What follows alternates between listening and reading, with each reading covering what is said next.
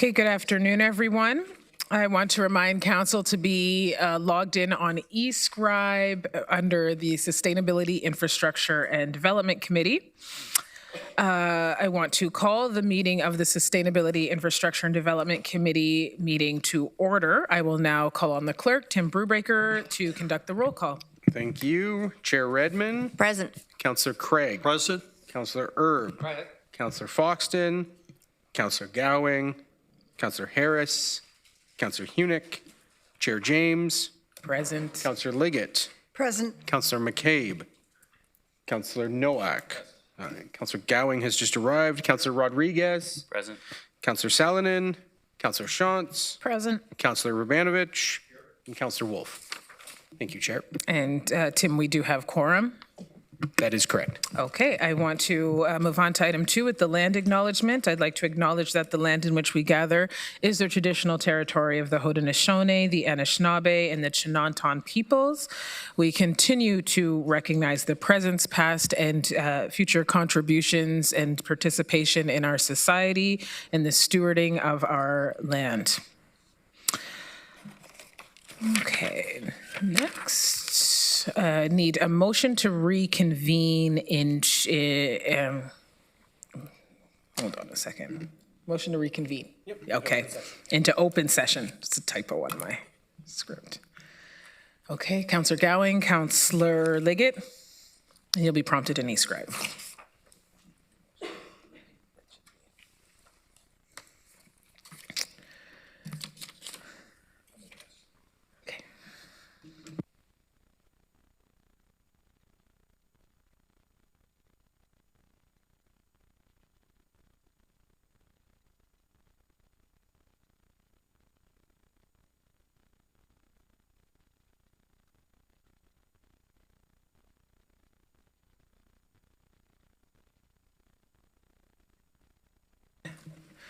Okay, that is carried. Move on to declarations of pecuniary interest, and I have a declaration for the closed committee under new business, item 4.1, disclosing a non-pecuniary conflict, and will not be and did not participate in any conversation or discussion.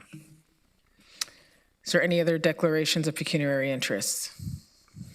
Nope. Okay. Presentations, there are no presentations. Delegations, we have 5 delegations, I believe, today. And for those delegations, make sure we can hear from all delegations, we have time to properly discuss the reports on the agenda.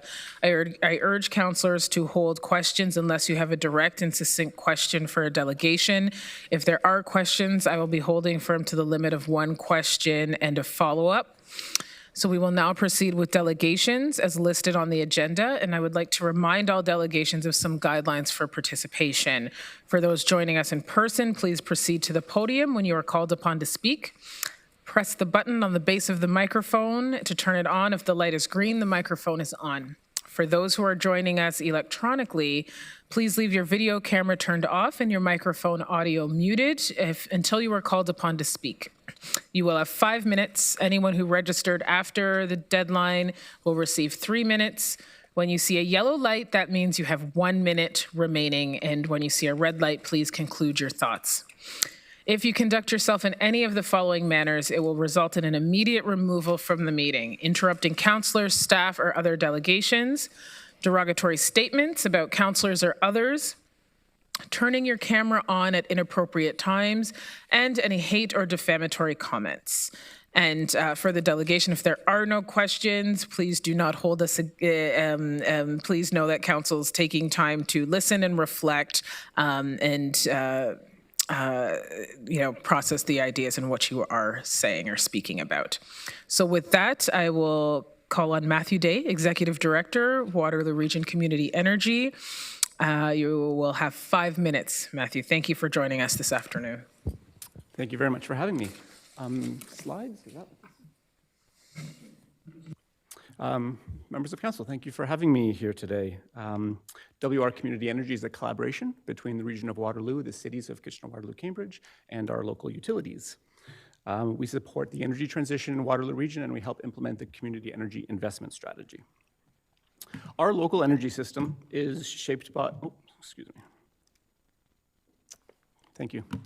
Our local energy system is shaped by global economic and political forces. When we see pressures on national sovereignty and trade and affordability, we feel it here locally, in housing and in infrastructure and our evolving economy. And of course, the balance between our growth and our carrying capacity in the environment. And at the same time, our energy system is shifting in tectonic ways, slow, deep, and consequentially. And moments like this, transitions like this, invite a choice. Do we tweak the status quo, or do we move forward with intention? Encouragingly, this moment is prompting thoughtful energy leadership all across Waterloo region. Last November, WR Community Energy released Shaping Our Energy Secure Future. The report highlights many forward-thinking, system-level work across our region and the opportunity to integrate energy planning, community planning, and economic development.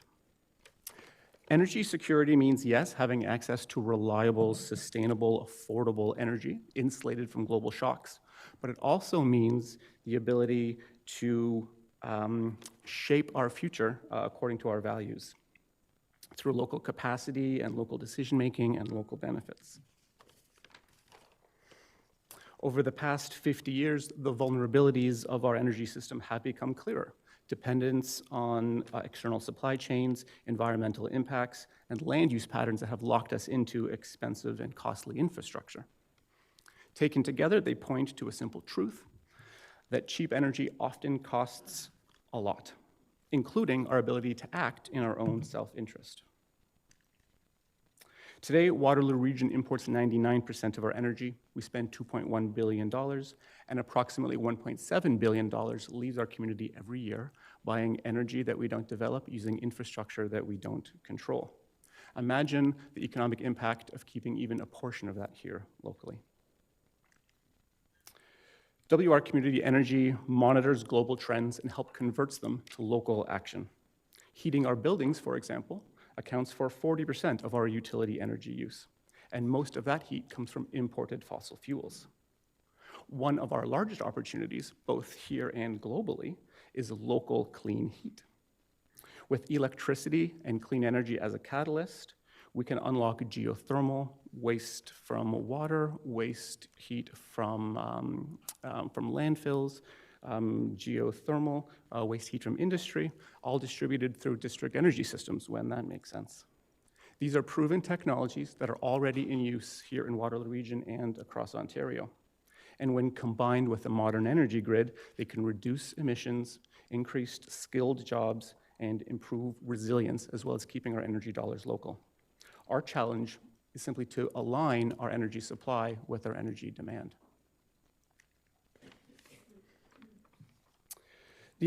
Finally, the energy transition cannot be delivered by any one organization or by one sector. It requires aligning policy and infrastructure and investments around a shared goal, a clean, equitable, and secure energy future. Because energy security isn't just about staying warm, it's about building a future that reflects who we are, strengthens our community, and develops local value. We are well positioned to act. The energy transition rewards communities that align economic, social, and community benefits. And collaboration is one of our strengths. We have the relationships and the expertise and the momentum. What we need is focus. I expect your council will see many energy opportunities in the next little while that will shape our energy future for decades to come. So finally, my ask is simple. Knowing how energy impacts our entire community, I ask that you please consider how these investments will deliver long-term value, keeping our energy dollars here, building resilience, and improving our quality of life for this generation and for futures. Thank you very much. Thank you. I am seeing no questions. Matthew, thank you for coming in and presenting to us. Always good to hear from you. Next, we have Isaac Ransom, Head of Corporate Affairs, Neuron Mobility Canada. Isaac, you will have 5 minutes. Good to see you again, and thanks for coming in.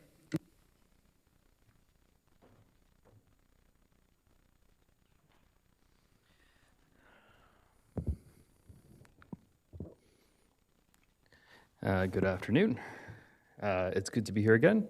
For those of you who don't know me, my name is Isaac Ransom. I'm head of corporate affairs for Neuromobility Canada, and here to speak about the item on the agenda today in regards to the previous year of operations in the region of Waterloo.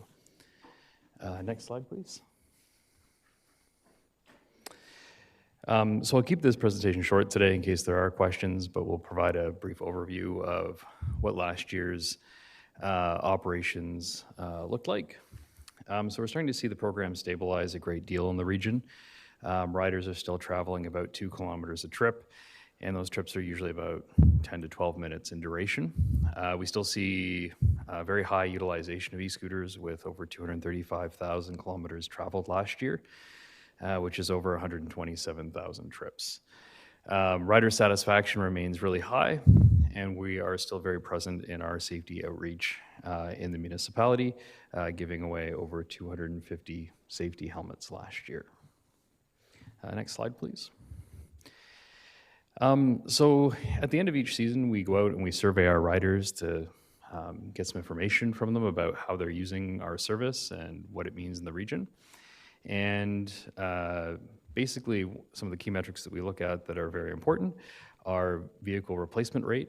And so we're seeing that to be very stable year over year now that we're through the third year of the program.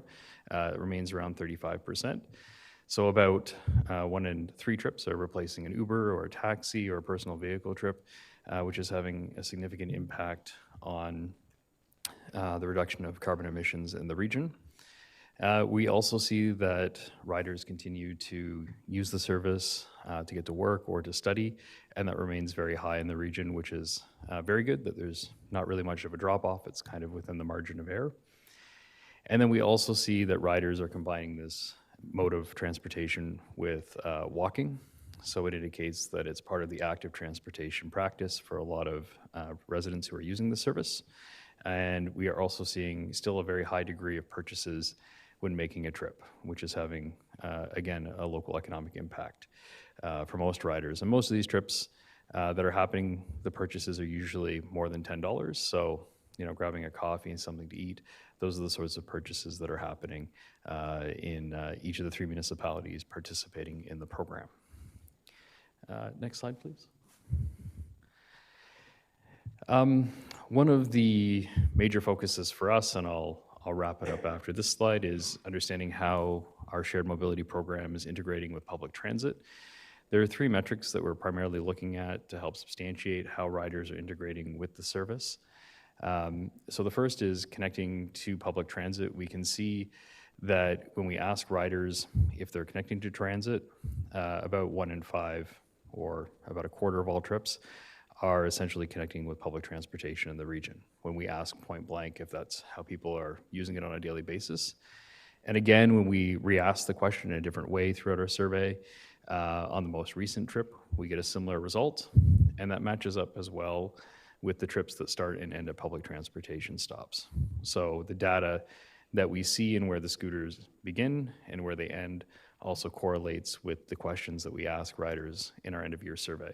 And so it indicates to us a very high utilization and of e-scooters and public transit being used together in people's transportation journey. So a really interesting trend that's emerging, and it's remained relatively stable year over year as we've been doing this analysis. With that, I'll keep it short. I know we're short on time today, but happy to take any questions. Thank you, Isaac, and thank you for the update. We do have a question, Councillor Hunick. Thank you, Isaac, for coming today. I just want to express my continued support for Neuron and their willingness to investigate equal opportunity solutions for folks that have different abilities and different needs.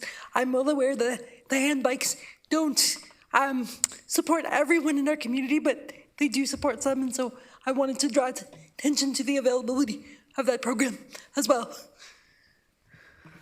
Through you, Chair, thank you for the question, Councillor. I will just speak broadly to this and quickly. Last year, as many of you know, we launched a fleet of 4 supportive tricycles and 2 hand cycles to broaden our fleet for those with different abilities. averaging over about a trip a week on the devices, and that service is free throughout the region. So we're continuing to roll that program out, and we appreciate the councillors' continued support of that initiative. Thanks. Excellent. Thank you, Isaac. I see no further questions. Thanks for coming in and for the continued partnership with us. Appreciate it. Thanks for your time. Next, we have Sharon Livingstone and Rick Chambers and David Dirks, Waterloo Region Age Friendly Network. You all have 5 minutes. Welcome to the region. Good to see you. Good afternoon, members of the committee. My name is Sharon Livingston. I'm chair of the Cambridge Council on Aging and a member of the Waterloo Region Age Friendly Network. First, I want to thank Council and the GRT staff for bringing forward this pilot. Offering one free transit day per week for those aged 65 and older is an important step toward making our region and community more age-friendly. Mobility is not just about transportation. It's about independence and social connection and access to essential services. In Waterloo Region, older adults now account for roughly 40% of emergency shelter occupancy. Access to reliable transportation can be the difference between maintaining stability and becoming disconnected from housing, healthcare, and community supports. I want to acknowledge the work staff have done in developing an implementation plan that allows for evaluation and data collection. Council needs evidence to determine whether this is an important and useful program and that it is entirely reasonable to collect this data. However, I want to raise a concern about relying solely on the GRT Pay app as the gateway for participation. The staff reports note that digital adoption among older adults is widespread, with over 85% of seniors in Ontario using the internet and high smartphone ownership. However, using the internet and using a specific smartphone app are not the same thing. Many older adults who are comfortable checking email, reading the news, using Facebook, still face barriers when asked to download and manage a mobile app that includes registration and payments. Many older adults will face barriers related to digital literacy, disability, accessibility, or comfort with technology.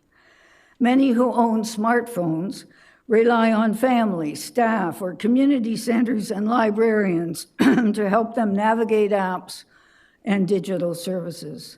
It is also important to recognize the financial realities many older adults face. Roughly 35% in this region live in poverty, meaning that they may not have reliable data plans, newer smartphones, or the digital supports needed to participate easily in an app-based program. If the goal of the pilot is to understand how free transit affects older adults, the pilot itself should not unintentionally exclude some of the people it is meant to serve. I understand that the app is attractive because it provides clean, useful data, but evaluation does not depend on an app. Transit systems already collect extensive data through automatic passenger counts, operator tellers, and before and after ridership comparisons, methods used widely when evaluating fare changes. For example, other communities like Barrie and Halifax rely on simple ID verification and aggregate ridership data rather than requiring a specific tech platform. Another concern that sometimes arises is misuse, but other transit systems address this through reasonable ID verification programs or operator discretion, approaches that are simple, low cost, and widely used across Canada. This is why I believe a hybrid approach deserves consideration.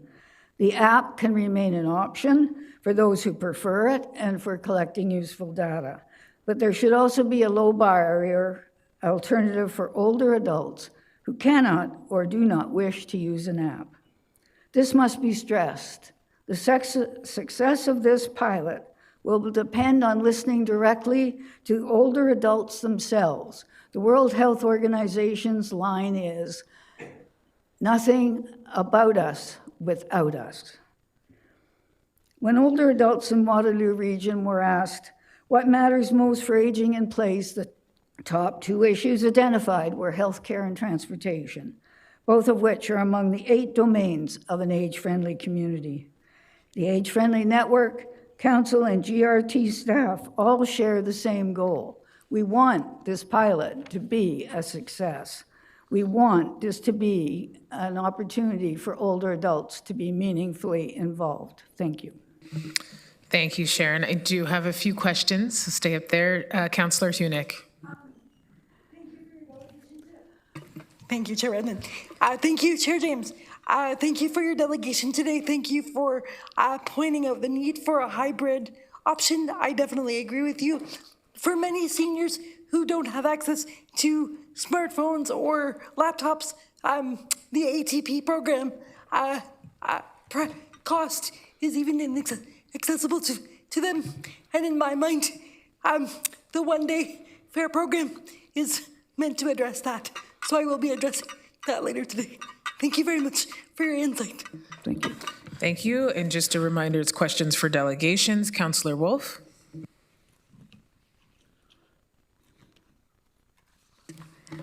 Through you, Madam Chair. Thank you, Sharon, for coming in. How many years have you been trying to get this motion passed? I just said to Councillor Craig, this is my 14th. 14th year. The 14th time I've delegated on this issue, along with other people who have also delegated on this issue. Okay. So I know you're very invested in the success of this project. You've talked about the problems of the having to navigate with a smartphone. Can you talk about the problems of navigating proof of age at the service centers?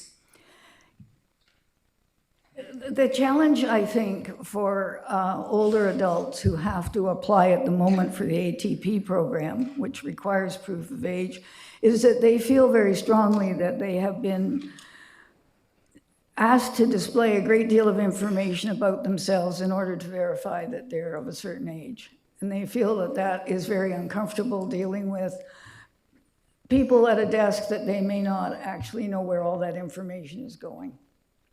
So I think if we're looking at age verification, we need to look at, the use of health cards or whatever is optional for the GRT. Okay. Thank you. Thank you, Sharon. I see no other questions, so thank you. I know there's a report coming up Madam later Chair. today.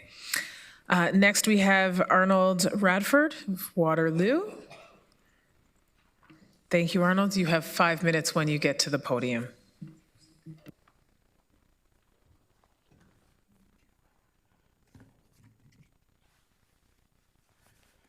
Good afternoon, councillors, staff, and citizens of the Region of Waterloo. I return to speak today supplemental to my appearance August 12th, 2025. We appreciate the opportunity to engage on these issues. I return because there has been no change to the broken conventions of safety for pedestrians in Region of Waterloo. The questions asked were not answered. While we appreciated some positive acknowledgements, overall, we were argued against, we were taunted that more electronic vehicles were coming, and then we were also blamed that our delegate speech had taken up someone else's precious time. I will now segue to that right turn ban and why it is erroneous in nature and ill-conceived, as the Region of Waterloo policies are causing the harm to pedestrians. Shoehorning roundabouts into 4-lane all-directional artery roads, as was done at Ottawa Westmount, is dangerous loss of pedestrian safety convention. I wish everybody safety, but that intersection will now be the added statistics of Region of Waterloo putting people in harm's way. Roundabouts work well in rural crossroads and solve vehicle collisions. In dense urban use, they put pedestrians in peril. A visually impaired person is allowed to ride the Grand River Transit System no charge, but must now attempt to cross a roundabout with removed crossing signals? School children and shoppers and people who live near that intersection will now be unsure of their travels. Planning that puts people first has been hijacked by removing safety signals, then claiming the removal is ideal and sustainable. People do not have to sustain this thinking and these actions on our personal safety. Our rights to movement are innate under law. My application of those principles traces all the way back to the Magna Carta. Region of Waterloo has changed the nature of drivers. Drivers now race into roundabouts, only looking left and only looking right when it can be too late for a pedestrian who's crossing. This has set to the need for Band-Aid reactions and, of course, the deflected blame that right turns are considered the culprit to people's crosswalk safety. I know Region of Waterloo has some big files and issues on their hands: water, snow clearing, transit revenue declines, and a freeze on development. Transportation is important and intertwines through all of those issues. The fact remains, pedestrians walk out of their house, they step onto transit, they walk into schools or businesses, or any brick and mortar location. Pedestrians are not going away. They are intrinsic to everything. This is precisely why our sidewalks and trails must be protected from the proliferation of electric vehicles. Placing rental scooters on sidewalks at transit intersections is irresponsible and contrary to bylaw. It sends signals to private scooter owners that sidewalks are their domain. In October, while driving on Union Street at Belmont, a rented scooter and an e-motorcycle came directly into the road from the trail. They did not stop to press the flashing light for me to stop for pedestrians. They just came onto the road. Luckily, no collision, nor damage to my vehicle, nor attempt to try to blame me through a dysfunctional bylaw and road safety system. These vehicles should not be on the trail. They should be on the road, following the Highway Traffic Act. This is an issue of massive legal implication. Reports and news stories that these e-scooter rentals contribute to the local economy is pure propaganda. Working in merchant credit card processing and gift cards and loyalty programs for 26 years, I know merchant marketing and engagement for retailers, and I know that e-scooters do nothing for businesses in Uptown.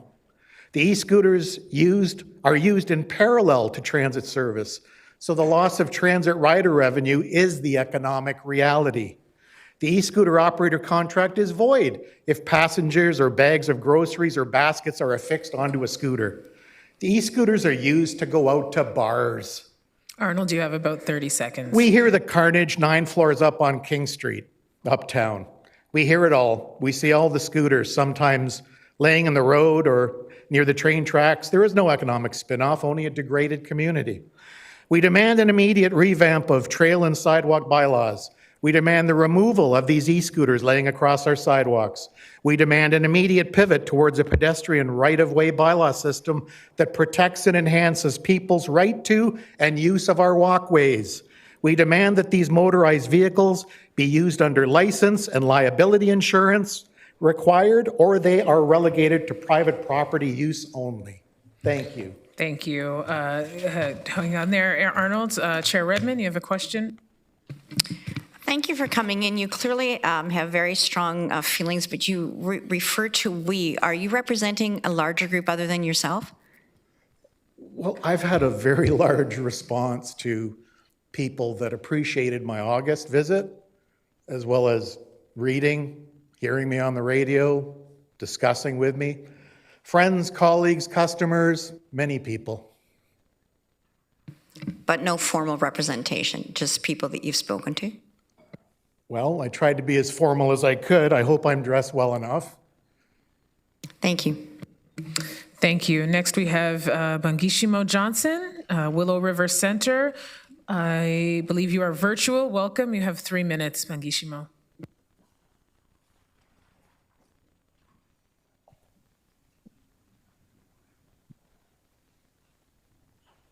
Hello. Hello, we can hear you. Okay, great. Bajuani, good afternoon, Chair and members of Regional Council. My name is Bangishimo, and I'm here today to speak about the future of the Charles Street Terminal. This conversation began in 2021 when Amy Smoke and myself worked with then architect students Enoch and Yara on the creation of a vision document for a downtown community hub. When it was presented to Regional Council, we spoke about the possibility of transforming the space into something that could serve the community in a deeper and meaningful way. This site is close proximity to traditional wintering grounds in Willow River Park, so-called Victoria Park, where First Nations communities have long gathered and continue to gather. The bus terminal itself has also been known to be a gathering place. It is really important that this land in our downtown community continues to serve this purpose and remain a meeting place and is accessible to all. For this reason, 5 years later, we are still here and we remain committed to that vision. Over the past several years, we have stayed engaged in this process, and we want to thank the staff at the region who have kept us informed and updated via email and have invited us to be advisors during this project. We are encouraged to see that the region itself is exploring a phased approach that includes partnerships with nonprofit organizations and community serving spaces. That direction aligns closely with what many of us have been advocating for since the beginning.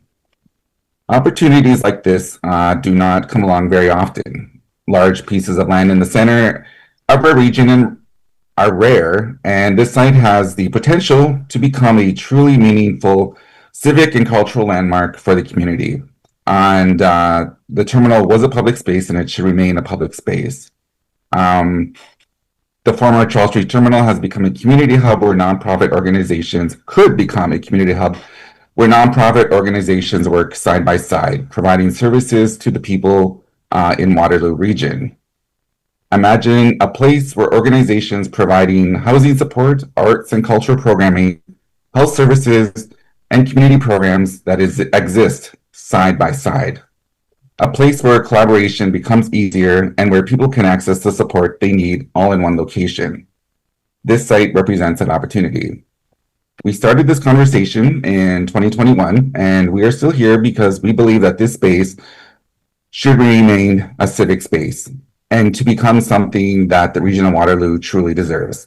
We look forward to continuing working with you on this project.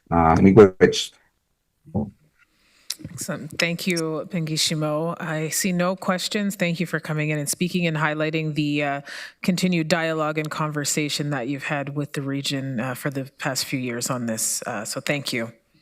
Thank you. Okay, moving on to the consent agenda. If you wish to remove an item from the consent agenda, please indicate so now, as we will not take any questions unless the items are requested to be moved. So is there anybody who wants to move the consent agenda today? Councillor Liggett and Councillor Gowing, you will be prompted in e-scribe.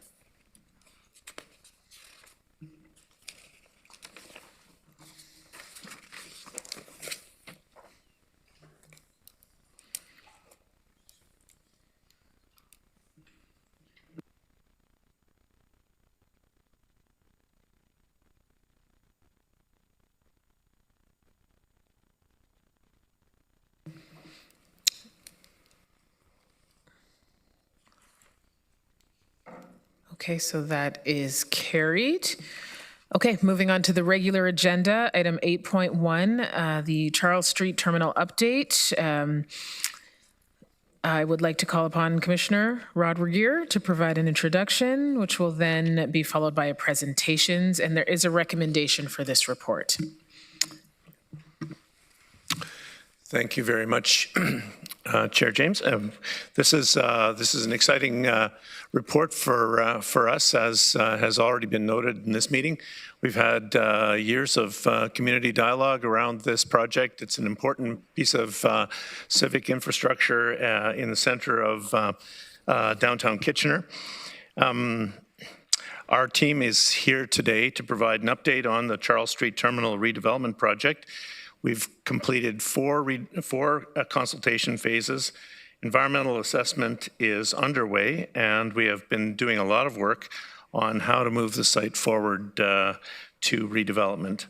The report you have before you today is seeking support for staff to proceed with a multi-phased plan for the redevelopment of this site. And with that, I'm going to hand it over to Matthew Chandy, the Director of Build Waterloo Region.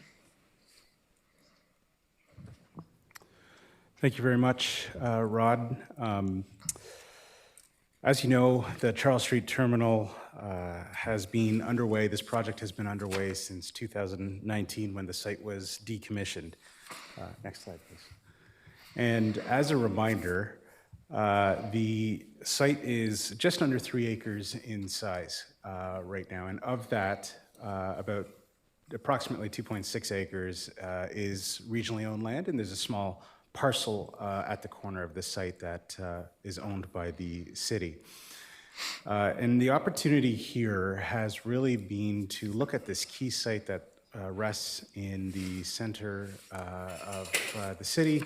It's a site that we've heard lots from the community on over the past few years as we've gone through the engagement process, but the opportunity to really transform this site from its historic past use into a mixed-use community serving redevelopment in our community. So it's very much strategic where it sits. Again, we heard this very much echoed by the community. Its proximity to Victoria Park, to some of the surrounding uses that exist there right now, and the potential opportunity. Now, if we go back to, I think it was 2021, when we started to really get into the visioning process and the community engagement process, Council adopted 4 guiding principles to take the project through the process to where it is today. And those, as a reminder, are affordable housing, climate action, equity, diversity, and inclusion, and a thriving economy. And so we've tried to carry that through each of the following steps, whether it's been the public consultation or even the technical work that's still underway right now with regards to environmental cleanup and also considering even things like interim uses. So those are founding principles that we've really shaped all of the work on to date. Next slide, please.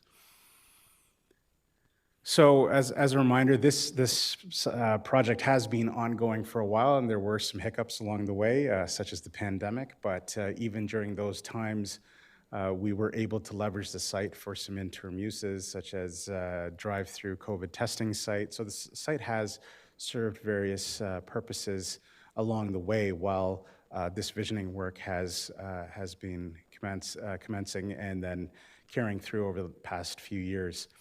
We have, in fact, been going through a few years now of community consultation, and as Rod said, there's been 4 phases, and we're currently coming to the tail end of the 4th phase of that engagement process.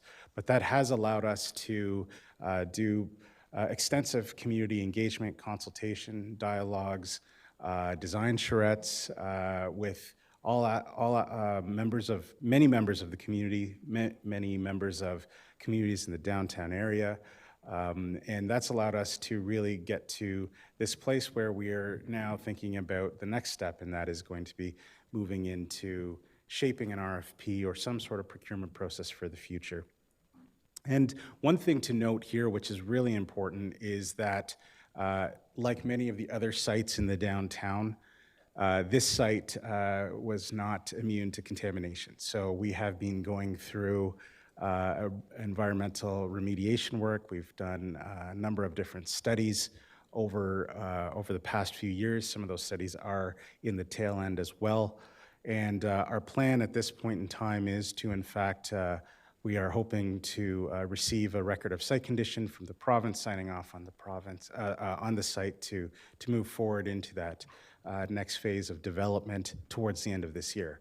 So after a few years now of ongoing technical work, we seem to be getting to a place where we feel we can move forward and have the approvals to do just that. Next slide, please. So when we think about how we engaged, we as I already referenced, we did a number of different types of engagements, everything from online surveys. We have actually an Engage platform where we post all of our reports, the engagement notices, some of the information that was presented at those engagement sessions, and the summary reports that come out of them. And so all of that is available to the public right now and can be accessed online. But we did, working alongside with City of Kitchener staff who were very good in helping us in working together on facilitating engagement sessions with downtown businesses, for example, the City of Kitchener's Economic Development Committee, community groups, and facilitating sessions at City of Kitchener, City Hall and the Kitchener Market. We were able to undertake a number of different dialogues and, as I said, design charrettes and really understand what the community is looking to see from the site. And again, throughout all of that, we kept those 4 guiding principles as foundational marks to shape a lot of the discussion and make sure that that was communicated through the process. And in fact, that was echoed from what we heard. If we think about what we heard from the community, there was a very, very strong focus on affordable housing and in ensuring that this site has a major component of the future development focuses on affordable housing that will help meet the needs of the community. And thinking about mixed use development that goes beyond affordable and market housing, but also space for community to meet, programming space, childcare space. A lot of these things that we heard were very important, things around sustainability and environmental considerations in a redevelopment, thinking about the equity, diversity, and inclusion components in a future development and can be reflected in maybe some of the community space that I was talking about. And of course, talking to many of the people in the downtown, talking about how this could contribute to, again, the thriving economy component of this, where we heard from businesses in the downtown that this site contributing to the overall vibrance of the downtown and the economy there is also an important factor. Next slide, please. So one of the things that we've all seen here is, in fact, the market conditions that the development sector is going through, across Waterloo region, the province, and the country. And one of the things that we have noticed and been dealing with is from where we started this project to where we are now, that market has completely changed. And understanding those market realities, the higher interest rates, the higher construction costs, the feasibility of moving forward with one large development on the site at once is going to be a challenge. And that's the market realities that we're seeing after doing development analysis, financial analysis on the site. One of the things we were thinking about is how do we continue to move forward with this project, but do it in a way that allows flexibility, allows a potential development partner, and working with other partners, whether private sector or not-for-profit, how does this allow the project to move forward? And so one of the things we are asking for direction today and asking council, seeking direction from council, is to now break the project up into phases, a multi-staged, phased approach. That will allow us to take on the overall site in smaller chunks, maybe based on, for example, the different uses that we were talking about, and look at that over a longer period of time, which might allow us to, in fact, adjust to changing markets that we're continuing to see. So this, we're hoping, will allow us to do 2 things. One, respond to what we're seeing in the market, but also allow the project to continue to move forward and build in those components of the overall redevelopment of the site that we heard through the engagement process. So with that, next slide. With that, that's a summary of what's been going on with Charles Street Terminal and what the approach we're hoping to take moving forward. Thank you, Matthew. I do have a couple of questions. Councillor Rodriguez? Yeah, thank you, Chair. And Matthew, thanks for the update and presentation on the Charles Street Terminal. This really is one of the most exciting projects for downtown Kitchener, and such a massive block that we're looking to reimagine. So thanks to the team for all the work so far. Could you provide a little bit more context in terms of the next steps in the procurement process and the touch points with council along the way? I think if we want to be big, if we want to be bold, how can we make those decisions along the way to get to just that, a big and bold procurement process? Yeah, thank you. Through the chair, the next step is, as I mentioned, we're at the tail end of the public consultation. So our next step is to now take all of that information along with some of the technical information that we've collected through this process and that we've been modeling, and now put that into a procurement framework. I don't have the exact model at this point in time, but that's our next step, is to put together that framework on procurement. At that time, when we put together a draft framework, we would bring that back to council to seek direction on or receive input on. So the idea is take everything we've heard, let's put that into a framework, and then a procurement framework will come before council for decision. Thank you for that. And Chair, I'd also ask, I mean, in terms of the declaration of surplus that intends to come next, I just want to understand and make sure that that doesn't preclude our ability to look at different ways of owning or leasing or otherwise deciding how to proceed with the different blocks and across the site. Can you just confirm that as well?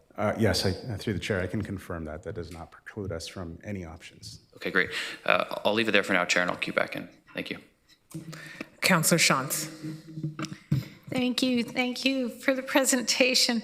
I've said this before in this council chamber, and I'm not sure, it probably was a long time ago now, but one thing I think we need to pay attention to is green space, and I appreciate that this is adjacent to Victoria Park, Willow Park,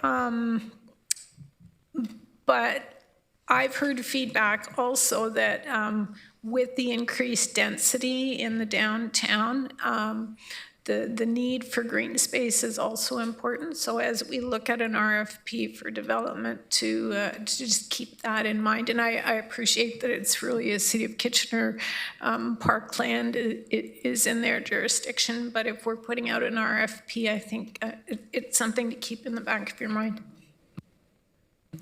Thank you. Through the chair, yes, that was in fact vibrant open spaces on the site itself was one of the things, items that was raised through the public consultation. So we'll absolutely be incorporating that in the next steps. Thank you. Councillor Foxton. Yes, thank you. Through you, Chair. I realize things move slowly, but this thing I think has been around a long time. I was hoping to see a framework of some priorities, like you said, phasing.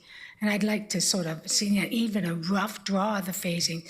Public consultation and then evaluating that is fine, but you must have had a phasing in mind on how to proceed, because we're not getting very far on this. But how long has this been? Through the chair, the site was decommissioned in 2019. We had the pandemic over 2 years, and I'd like to remind council that there has been extensive environmental work happening on the site, boreholes on the site.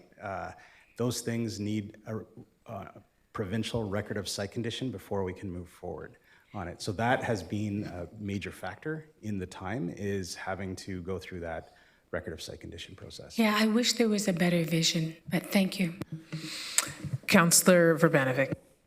Thank you very much, Chair James, and thank you very much to staff for really a thorough report, and I know there's been an extensive amount of community engagement with all sorts of different groups and so on going forward. You know, I will just also add that this is a critical piece of real estate in the urban center of our largest municipality, and in the center of the region, and not far away, as we know, from the new transit facility in King and Victoria, and then all of the land holdings that the region now has on Victoria between King and Weber Street. I guess my question builds a little bit on where Councillor Shantz and Councillor Rodriguez have been going, and as we look at this phased approach, and I think the recommendation makes sense, but my question is, how do we assure the integration of green space and placemaking and so on as part of it? Because you know, presumably a phased approach will likely mean multiple you know, owners, developers, and so on, partners in terms of the various concepts that might come forward. And so, how do we assure that we actually don't that we don't lose that as part of it? Through the chair, I think the next step will be to take the key principles, again, first established by council, but also what we heard from the public through the public engagement, including the vibrant open spaces, and make that as a foundation of the overall redevelopment of the site. And when we're coming up with this multi-staged plan and what that looks like, we'll have core principles to ensure that it's included in whatever procurement process we go through. And each one of those procurement processes for each stage, let's say, will come back before council, and we'll use that as a guiding principle for the overall site.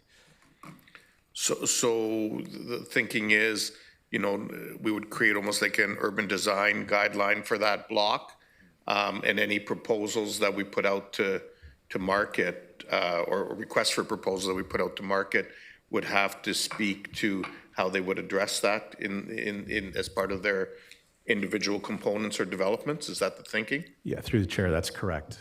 That would be the framework that we'd come back next with. Okay, and just speaking to sort of market viability, you know, obviously you've come to this recommendation, but I'm guessing, especially because of the time frame that we've been working on this, we've probably heard from different people. I mean, in some cases, a single, you know, proponent who may have a vision for different ideas, as well as others, you know, including the delegation today, who certainly have a desire to see certain components exclusively or in partnership on the site.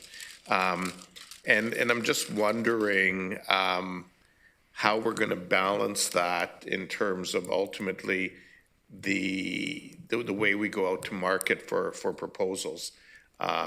You know, will we only consider ideas for parts of the property, or if they're in fact through that RFP, there's a single proponent that comes forward, but actually, you know, speaks to the different components and elements we're trying to achieve? Would we entertain that somehow through the evaluation process? Through the chair, I don't have a specific answer on that now, because that is our next step. I think the next step is the framework and how a RFP or a procurement process would be structured, and then that's what we'd bring back to council. Okay, and lastly, is the idea that we would go to market this year yet, or probably not till 2027 sometime, especially if we're still waiting for the RSC? Yes, I think through the chair, the plan is to start working on that framework in this year, but given we only anticipate a RSC, record of site condition by the end of 2026, we're realistically looking at 2027. Great, well, thank you very much. Kudos to staff again for all the work that you did and everyone who participated in the process. And Madam Chair, I'd like to move that when either now or when the time comes. Okay, well, Mark Hughes moving it. Do I have a seconder right now for that? Councillor Gowing, okay. There's one more in the queue, and I just want to also echo what Mayor Barry said as well in terms of the work that you all are doing, that you have done the consultation, this is a critical piece of property, and I think a lot of people in this community are eagerly anticipating what comes to fruition from this. So how we go forward, I think a phased approach is a smart, realistic, attainable way to do this in light of everything external outside of our control, but having a phased approach, having things come back to council, but also keeping in mind what the community has been asking for, and their vision is critical to this. So thank you. I remember going there in high school, so I'm excited to see what that turns into. Councillor Rodriguez. Yeah, thank you, Chair. And I think this has been a really great conversation about the site, and I want to thank staff and continue to support this phased approach, because I think we learned pretty hard through the transit hub that breaking this apart is a path to go forward to de-risk things and achieve benefits across the site. So I fully support that. But I think this is also our opportunity to really do things differently, and I think we have the benefit of a little bit of time on our side over the balance of the year. And so I think based on those principles and taking it a step further to what Councillor Shantz and Verbanovic spoke to, I think is just setting some. I have an amendment that's up on the screen that I've sent to clerks that would be additive to the staff recommendation for a report back to the Sustainability and Infrastructure Development Committee as part of the procurement framework that looks at options to retain public ownership of all or portions of the site, and B, that a specific affordable and or non-market housing framework for redevelopment across the site be established consistent with our Building Better Futures plan. And I think really what this is trying to signal is that these are guiding principles, but that we need to go the one step further to actually define that and say how we're going to achieve that across the site, because this is work that's ongoing, and this isn't to say that this isn't happening, but it's to signal that this is really important and a really great conversation, I think, for council to have and for the community to understand more about, because in my opinion, there's been some great experiences locally and across the country where public ownership has allowed us to, or allowed different communities to secure public benefits and really maintain those expectations for development, and also secure an intergenerational asset for our community. Again, it's that huge block right downtown, and that's not to say that every block is retained, but I think this phasing allows us to really dial in on a specific approach while also looking at a broad stroke specific housing targets across the site. So I'd be welcoming of a seconder of that at the appropriate time. Yeah, they need a seconder for that, Councillor Hunick. Okay. All right. So Chair Redmond, and then we're going to vote on the amendment. Thank you. I understand the intention of the amendment. I guess I would just ask Mr. Chandy if this in any way isn't consistent with what, or puts guardrails around how we can proceed with the next steps. Through the chair, I believe the amendment included the word options. So it's it's staff going back and looking at what those potential options are and bringing that back to council. So through that lens, I believe that we can work with that amendment. Does it say options to retain? Thank you. Okay, Councillor Erb. Thank you, Madam Chair. I do have a question a bit on the public land ownership. I know the word options is there. I would just be concerned that as this gets out to the private sector, that we don't set any red flags up that there's going to be some kind of a debate who's going to own the land or would inhibit any kind of development. So I'm a little bit concerned about that and what the intent might be and how it could be interpreted with the private sector.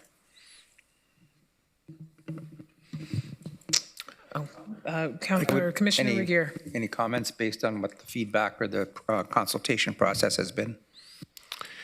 Yes, certainly. We do know that for certain types of development, the retaining title of the land does complicate development financing and can be potential disincentive. However, I would say for other types of land use, it may be completely viable as an option. So what I would suggest is that, excuse me, as the team goes away and reviews some of those options, the pros and cons of applying a different ownership model, potential to retain public ownership of parts of the site would be brought to the council for consideration.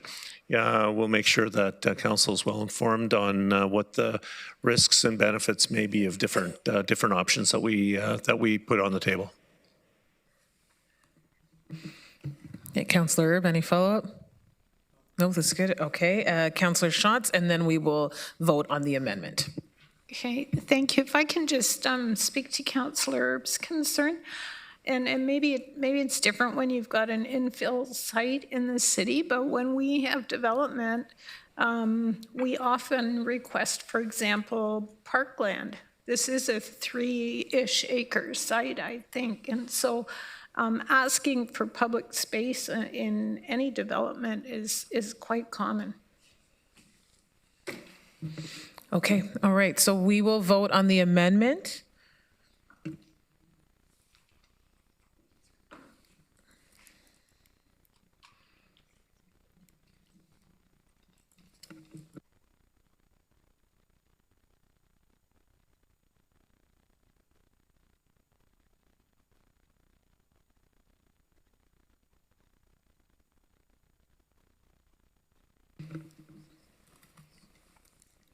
Okay, so that is carried. And now we will vote on the full recommendation, including the amendment. And who do we have? Councillor Urbanovic moved it, and I think Councillor Gowing, you are the seconder on that.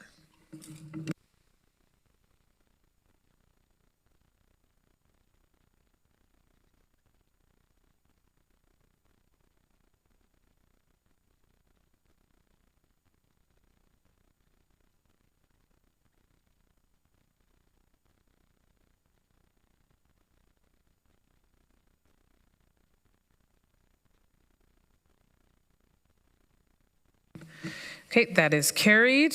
We will now move on to, and thank you, Matthew, for the work you and your team are doing and for this report today. Climate aligned growth, item 8.2, update on the implementation of the corporate climate action plan. I'm going to call on Commissioner Regier to provide an introduction, and I believe this is for information. Yeah, thank you, Chair James. We are very pleased today to present two updates that support our strategic priority of climate-aligned growth. The first is a presentation provided by Megan Eastwood and Caitlin Tozer, which will support agenda item 8.2.1, which is an information report summarizing progress made on the implementation of the Corporate Climate Action Plan. This report focuses on our corporate carbon budget as well as updates to our corporate greenhouse gas emissions inventory.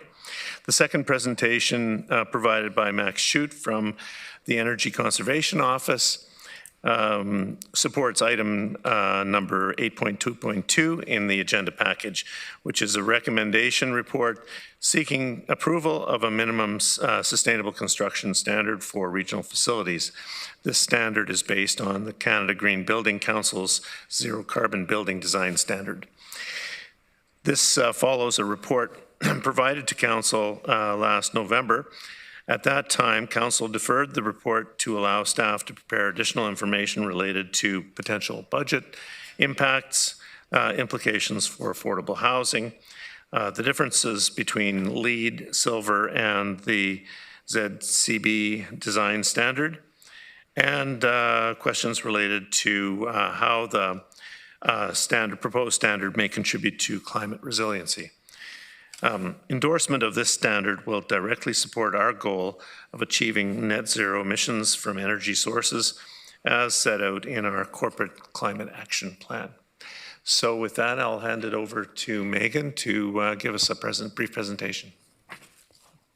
Good afternoon, members of council. Megan Eastwood, Manager of Climate and Sustainability. So today we're pleased to provide you with an update on the implementation of our corporate climate action plan. And we can go forward, I think, 2 slides, please.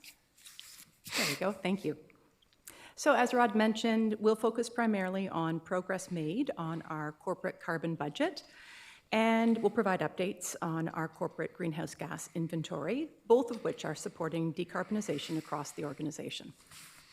Next slide.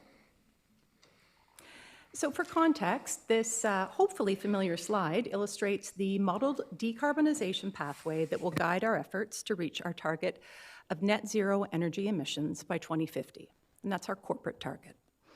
This was the first step we completed in the development of our carbon budget, and it demonstrates that our 2050 target is ambitious but achievable. So as presented to you previously, we have categorized our decarbonization pathway into 3 phases of work, illustrated here. Phase 1, which is currently our focus and is shown in blue, involves the development of policies and standards that are a prerequisite to rapid decarbonization beyond 2030. An example of such a policy is the proposed Zero Carbon Building Design Standard, which will be presented by my colleague Max later in the presentation. Phase 2, shown in orange, will focus on rapid decarbonization of regional services and infrastructure.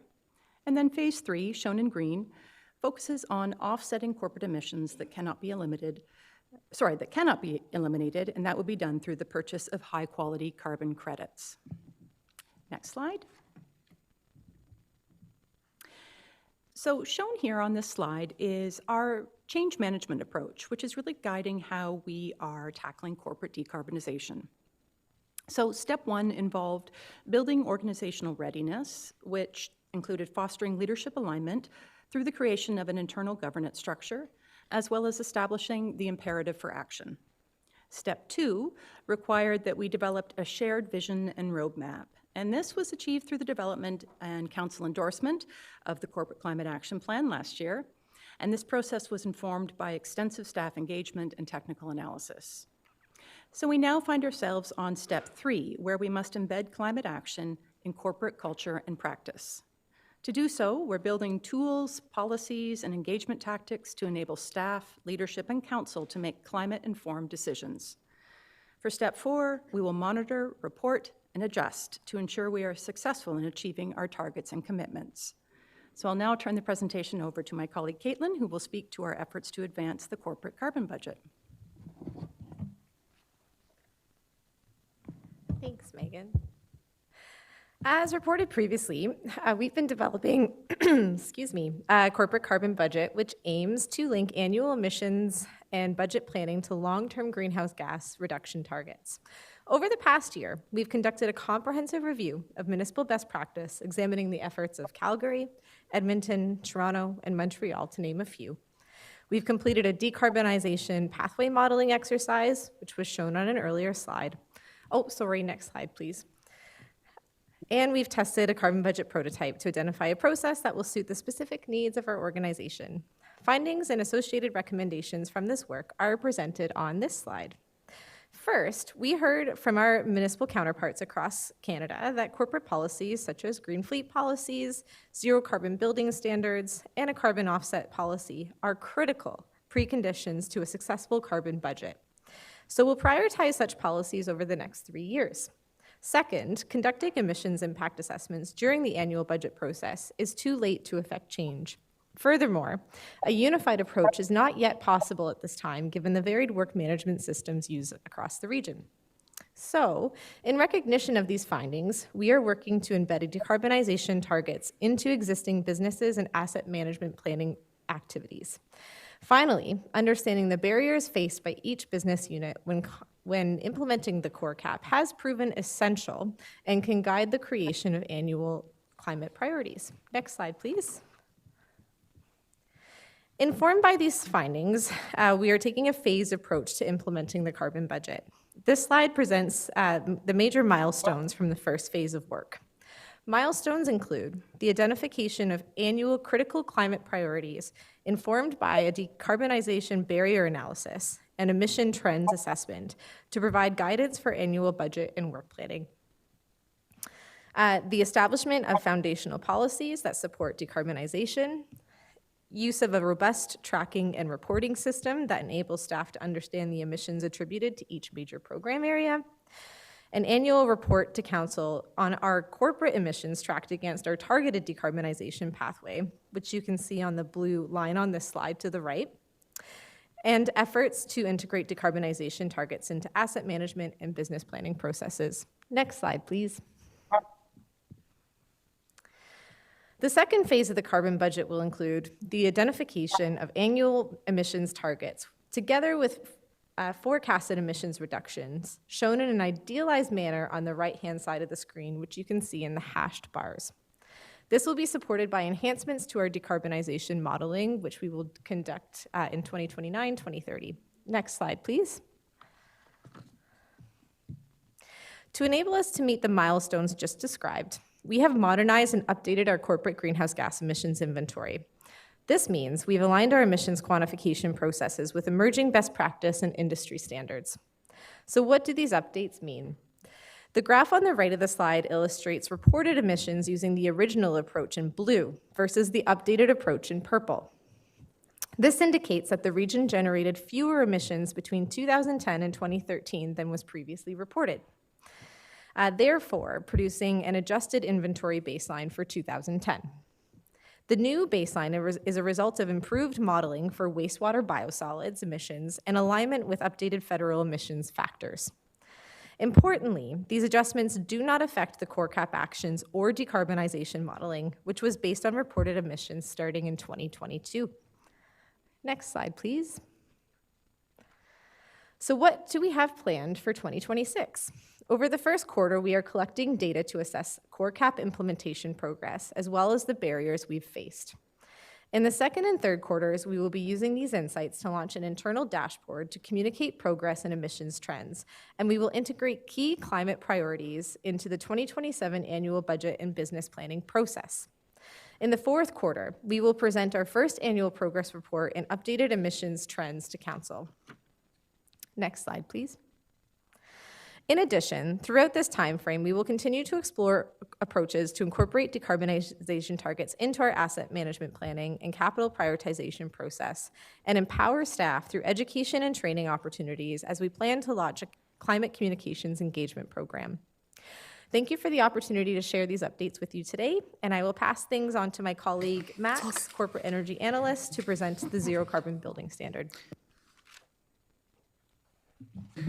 Okay, just want to update Council that this presentation as well deals with the following report 8.2.2, correct? So just for Council's awareness. Thank you so much. Thank you for having me here today. My name is Max Chute. I'm a corporate energy analyst here at the region, and I'm excited to present on the Zero Carbon Building Design Standard. Next slide, please. So the purpose of this report is to align with the region's targets of zero carbon emissions by 2050. To do so, the staff are recommending a new building standard. Our existing standard is LEED Silver, which Council adopted in 2005. LEED stands for Leadership in Energy and Environmental Design, and Silver is one of the 4 tiers of certification you can achieve. LEED is focused on achieving sustainability through various design and construction practices, including some energy efficiency and reduced carbon emissions, but it focuses on a more broad sustainability framework without requiring significant energy or carbon reductions.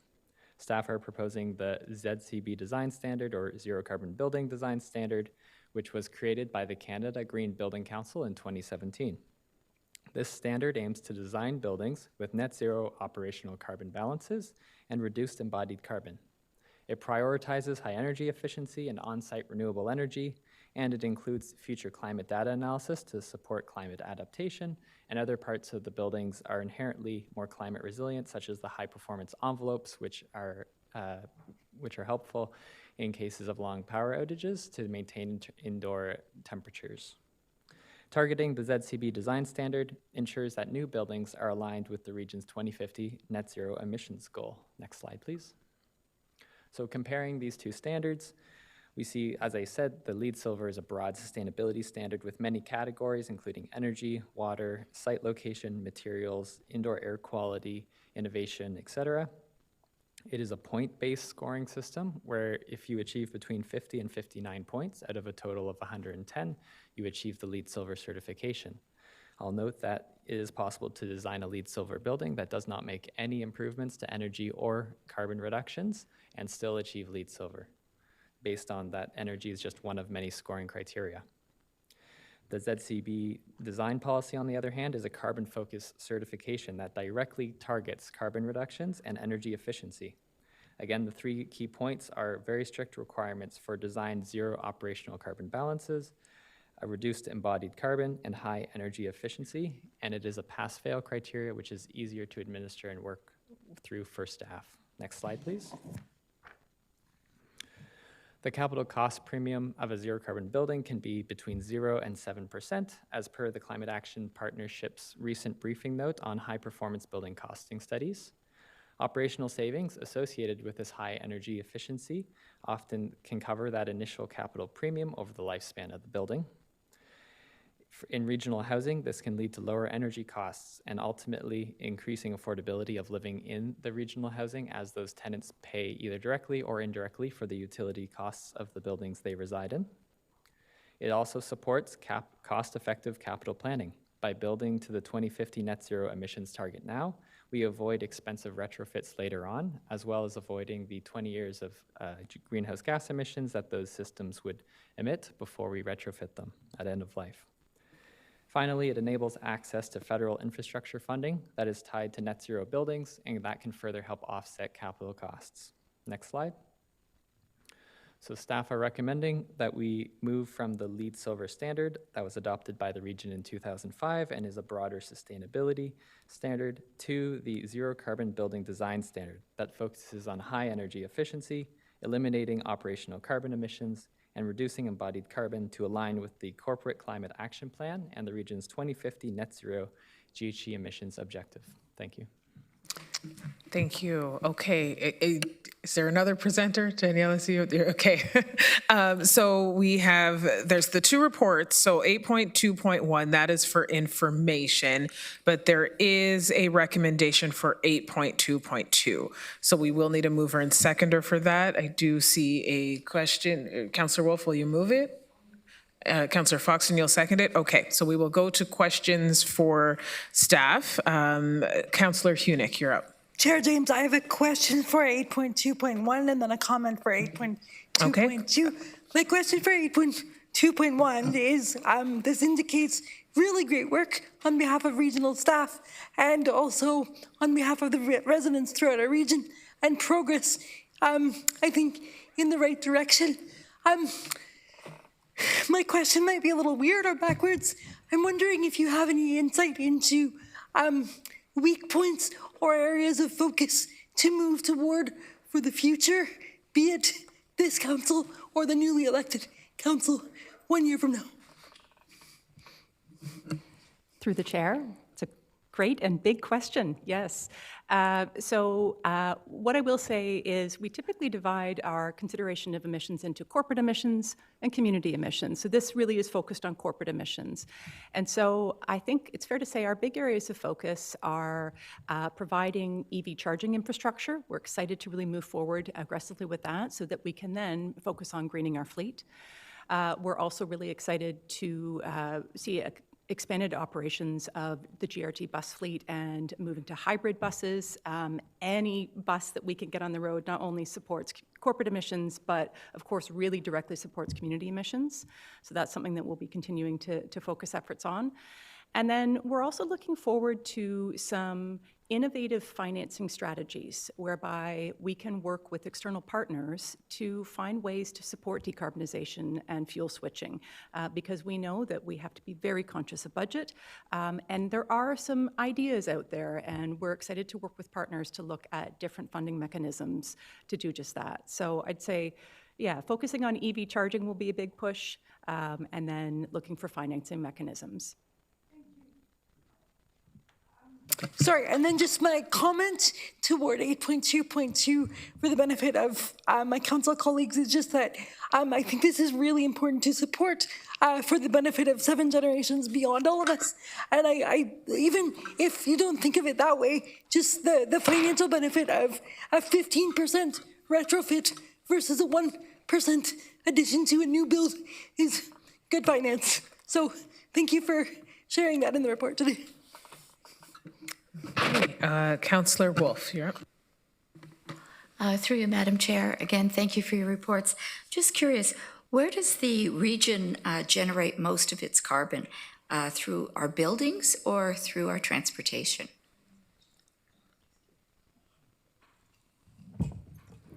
Through the chair, and thank you for that question. Currently, our largest source of corporate emissions is related to transit, so GRT. Now, we tend to sort of bracket GRT, though, because yes, they are high in terms of corporate emissions, but they are driving down community emissions in a positive way. So we always have to be careful when we put that forward. Next to transit, then comes buildings. That is our second highest source of emissions.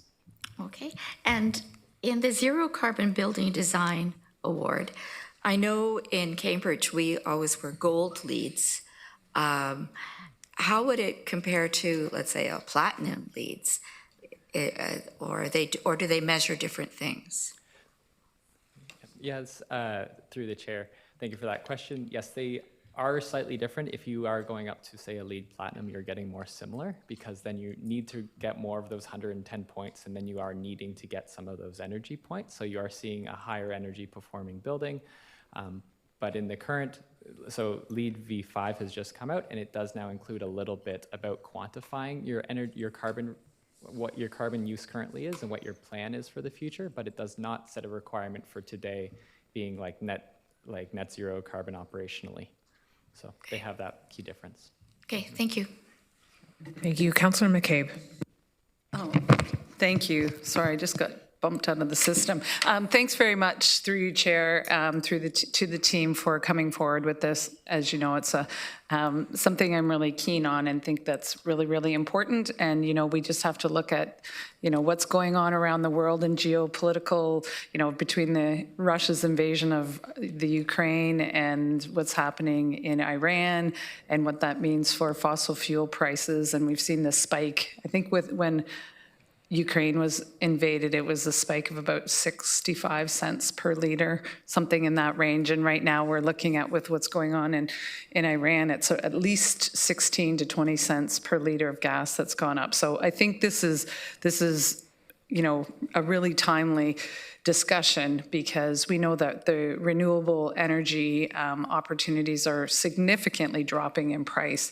And so it makes really, really good financial sense to look to move off of fossil fuels, as well as, you know, great environmental sense as well. So thank you for bringing this forward, and I look forward to seeing what it'll look like in the budget in 2027. Just a quick question around the buildings that are off the top of my head, like the one that we just discussed, the Charles Street Terminal. I know we've had discussions about, like, the police are looking to build a new communications center. I think there's a paramedic facility we've approved a year and a bit ago. Like, will those buildings are those buildings going to fall under this if we approve this today, which I hope we do? Will those fall under this zero carbon design as well, or is it going forward even beyond that? Thank you for that question, through the chair. So our buildings that are currently in construction, if this is approved, we will work to get them as close to zero carbon as we can within approved budgets, budgets that have already been approved. Some of the buildings you've listed, such as the WRPS, PSCC, we've had in initial discussions with, like, the project management team, trying to include these items from the beginning. So there are some things that will be included already. And I can't recall the other buildings, like the Charles Street Terminal, that work has not yet begun. So if this policy is approved, yes, that would be, if the region owns those buildings. Again, this would just apply to region-owned buildings, that would apply. But as I said, for PSCC, it has some measures incorporated, and we've done that in general in recent projects, trying to find the quick wins to make our buildings lower carbon as we can within existing budgets, but we do not intend this policy to now suddenly increase the budget cost of all our buildings that are in design. But I'm thinking of the carbon budget, but then just to what you just said, like, you know, there may be an additional slightly higher cost, but over time, those costs will drop. So how is this process going to account for that? Like, we'll save a significant amount of money in the long term, but maybe cost more in the very short term. Is that accounted for? Through the chair, I'll try to answer that part. So keep in mind what's incorporated in the current capital budget is that LEED Silver certification. So that, in the development of the projects that are in the capital budget, that had that additional cost premium incorporated in it. So really, the studies that we showed and what's shown in this report is that for zero carbon design, what we're currently seeing is that increased cost is between 0 and 7%, and in some cases, the initial upfront cost is actually lower. Mm-hmm. And almost all of those cases too, it's showing that the overall life cycle costs are lower. So transitioning to this, we're not seeing there's going to be this significant change, because we're going to be moving off the LEED Silver requirements and more focused on the zero carbon. Having said that, we're going to be looking at these going forward, all these projects, from that business case perspective. And as we are finalizing these and bringing these new projects to council, we will present that, and that's why we say we're targeting it as well. So we'll show how we're achieving that. And if there were any kind of major issues with a specific building, maybe some unusual design, well, we'd identify it then. Okay, thank you. And can I just ask one more in the weeds, a bit of a weeds question about the zero carbon. How technical is it? If it's Well, in it's the just about infrastructure that's under the ground. I'm taking that as the opportunity to ask it. I'm curious about infrastructure that goes under the ground, like our, I'm thinking of some of the wastewater and water infrastructure. And I know the cities do some of that, but you have some as well. Like, because steel pipes cost more, but will last far, far, far longer. I think I've heard like nearly double the length of time. So are we looking at that level as well in the development of some of these, in like maybe not the just specific buildings, but just overall with the work the region does? Through the chair, that's beyond our scope. Okay. In facilities, really, what's inside the building, so I'm not familiar. Not underground, okay. Okay, thank you. So we are going to 8.2.1 was for information.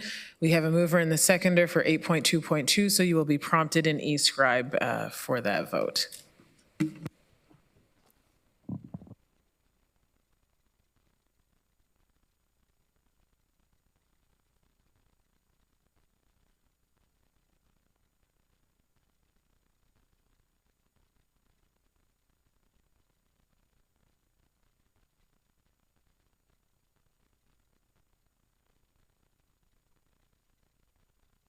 Okay, so that is carried. We will now move on to 8.2.3. That is the Regional Forest Management Program update. I will call on Commissioner Regier again, and this report is for information. Thank you very much, Chair James. And we have here Andrew Buchowski, who's, I hope I pronounced your name correctly, who's going to give us a brief presentation on this. There may be people in the room here who are not aware that we have regional forests, and they are an important stewardship responsibility for our organization.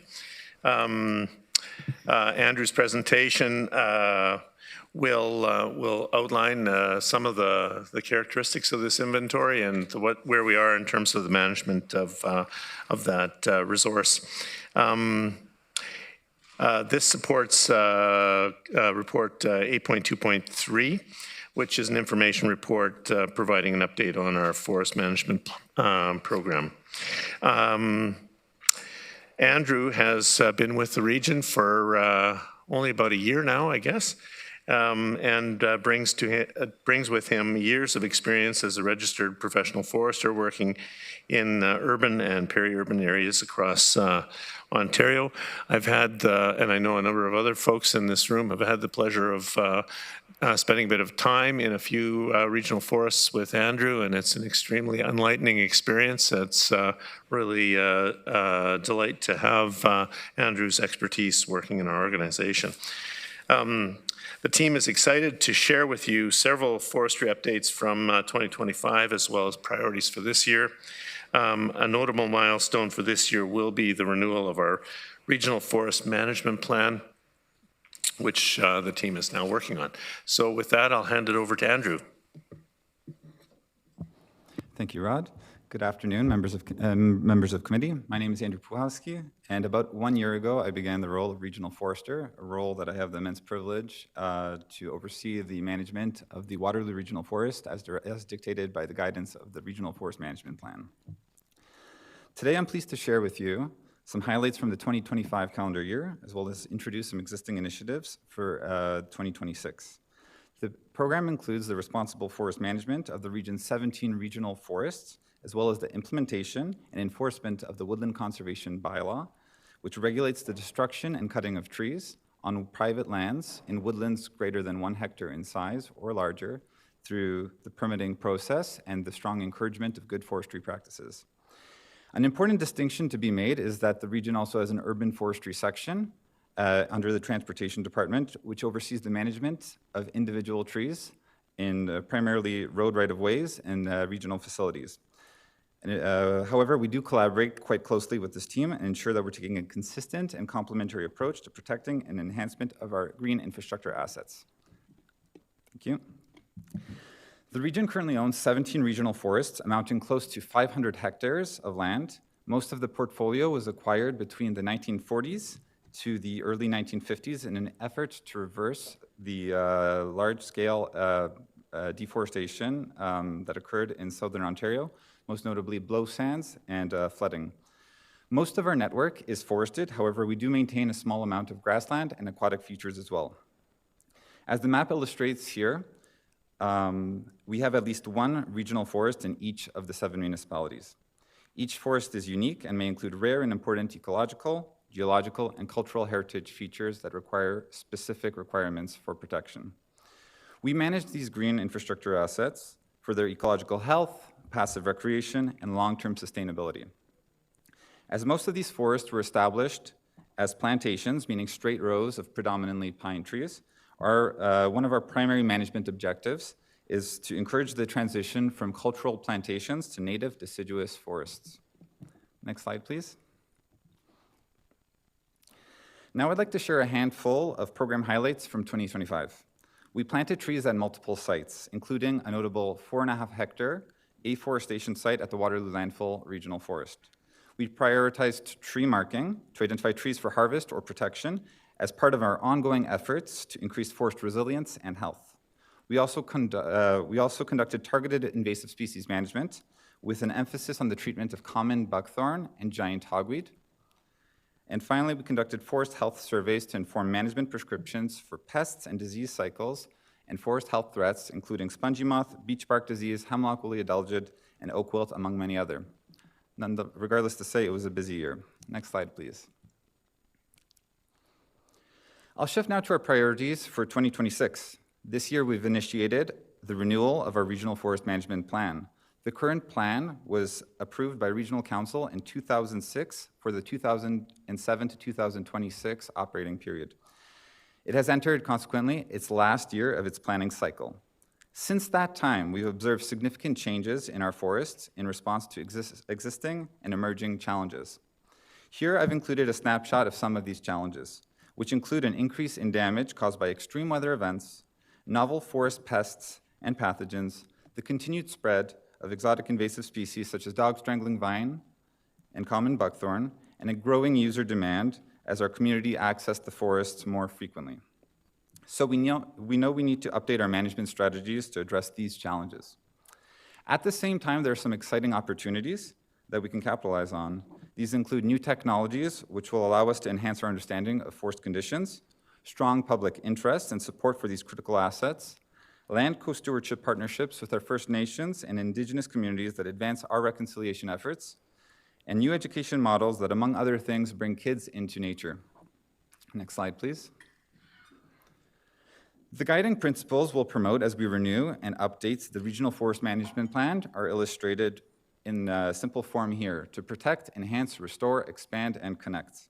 Informed by these principles, we will be drafting the new 10-year Regional Forest Management Plan that will address the emerging priorities shown here on the right side of your screen.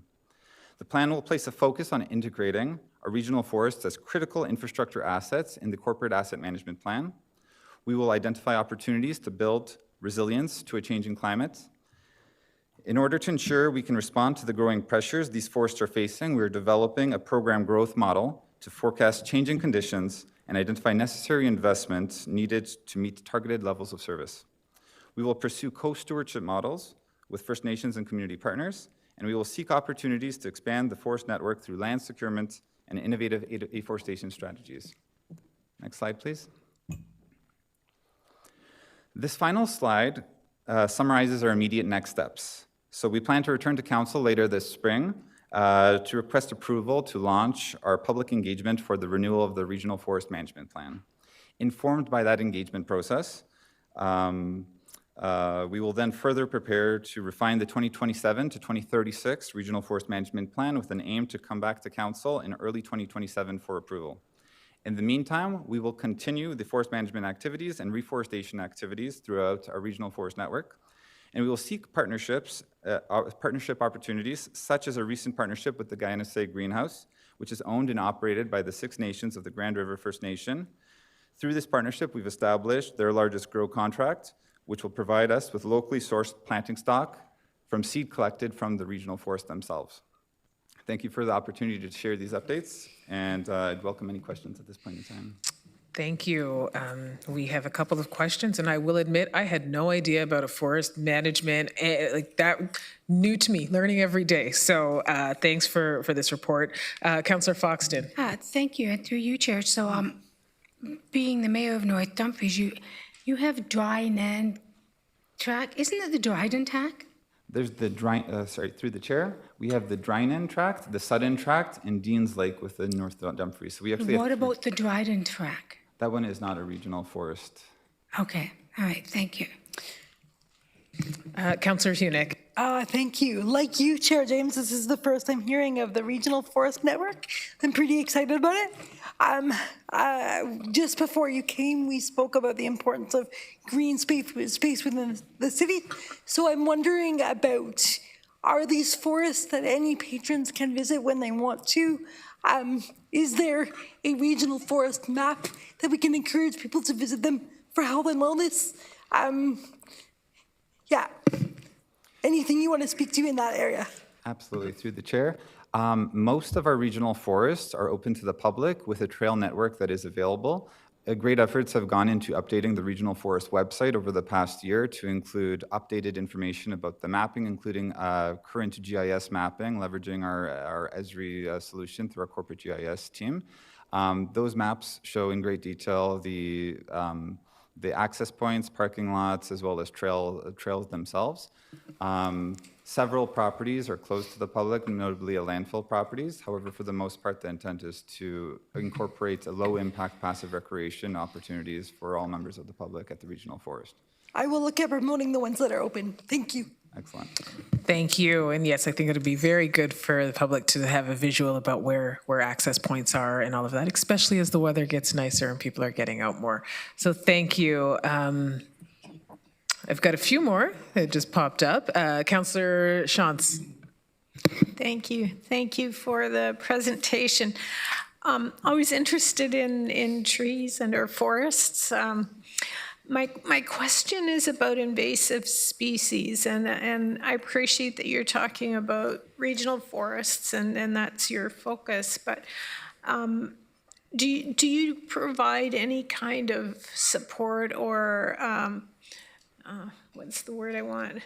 Help, I guess, for other area municipalities, for other woodlots.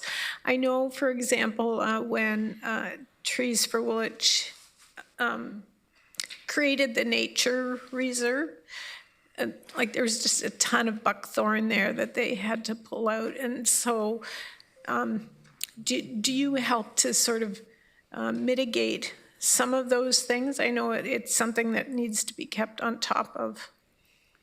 I think I'm okay with that. So through the chair, the regional forest program primarily focuses on regional forest properties. In saying that, we have great working relationships with many of the lower tier municipalities and many of our other community partners as well. There is additionally a program called the Community Environmental Fund, which does provide some funding, and there have been examples where, for example, common buckthorn successful projects were granted for the invasive species removal of common buckthorn. Just a follow-up, and in terms of something like giant hogweed, because I know that's very caustic as well.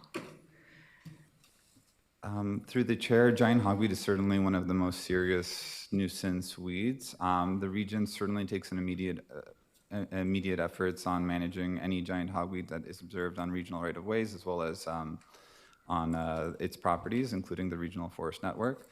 Similarly to the lower tier municipalities would do the exact same thing.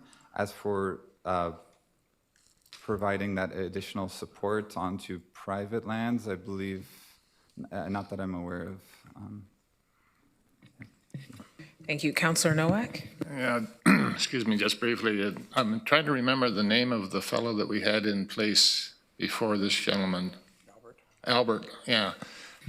He did come out to our township and looked at some of our township-owned forests and made some recommendations on how to manage the forest to make it nice and healthy and all that sort of stuff. And it was appreciated. So Sandy got my question.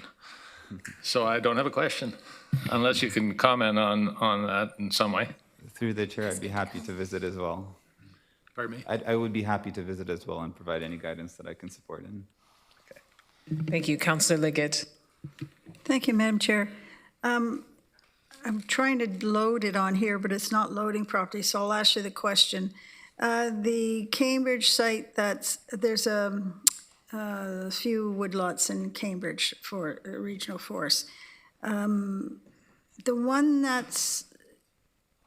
is this square one beside the Cambridge landfill, but over to the east? Is that the one that's between the Cambridge Centre and Grandbridge Energy?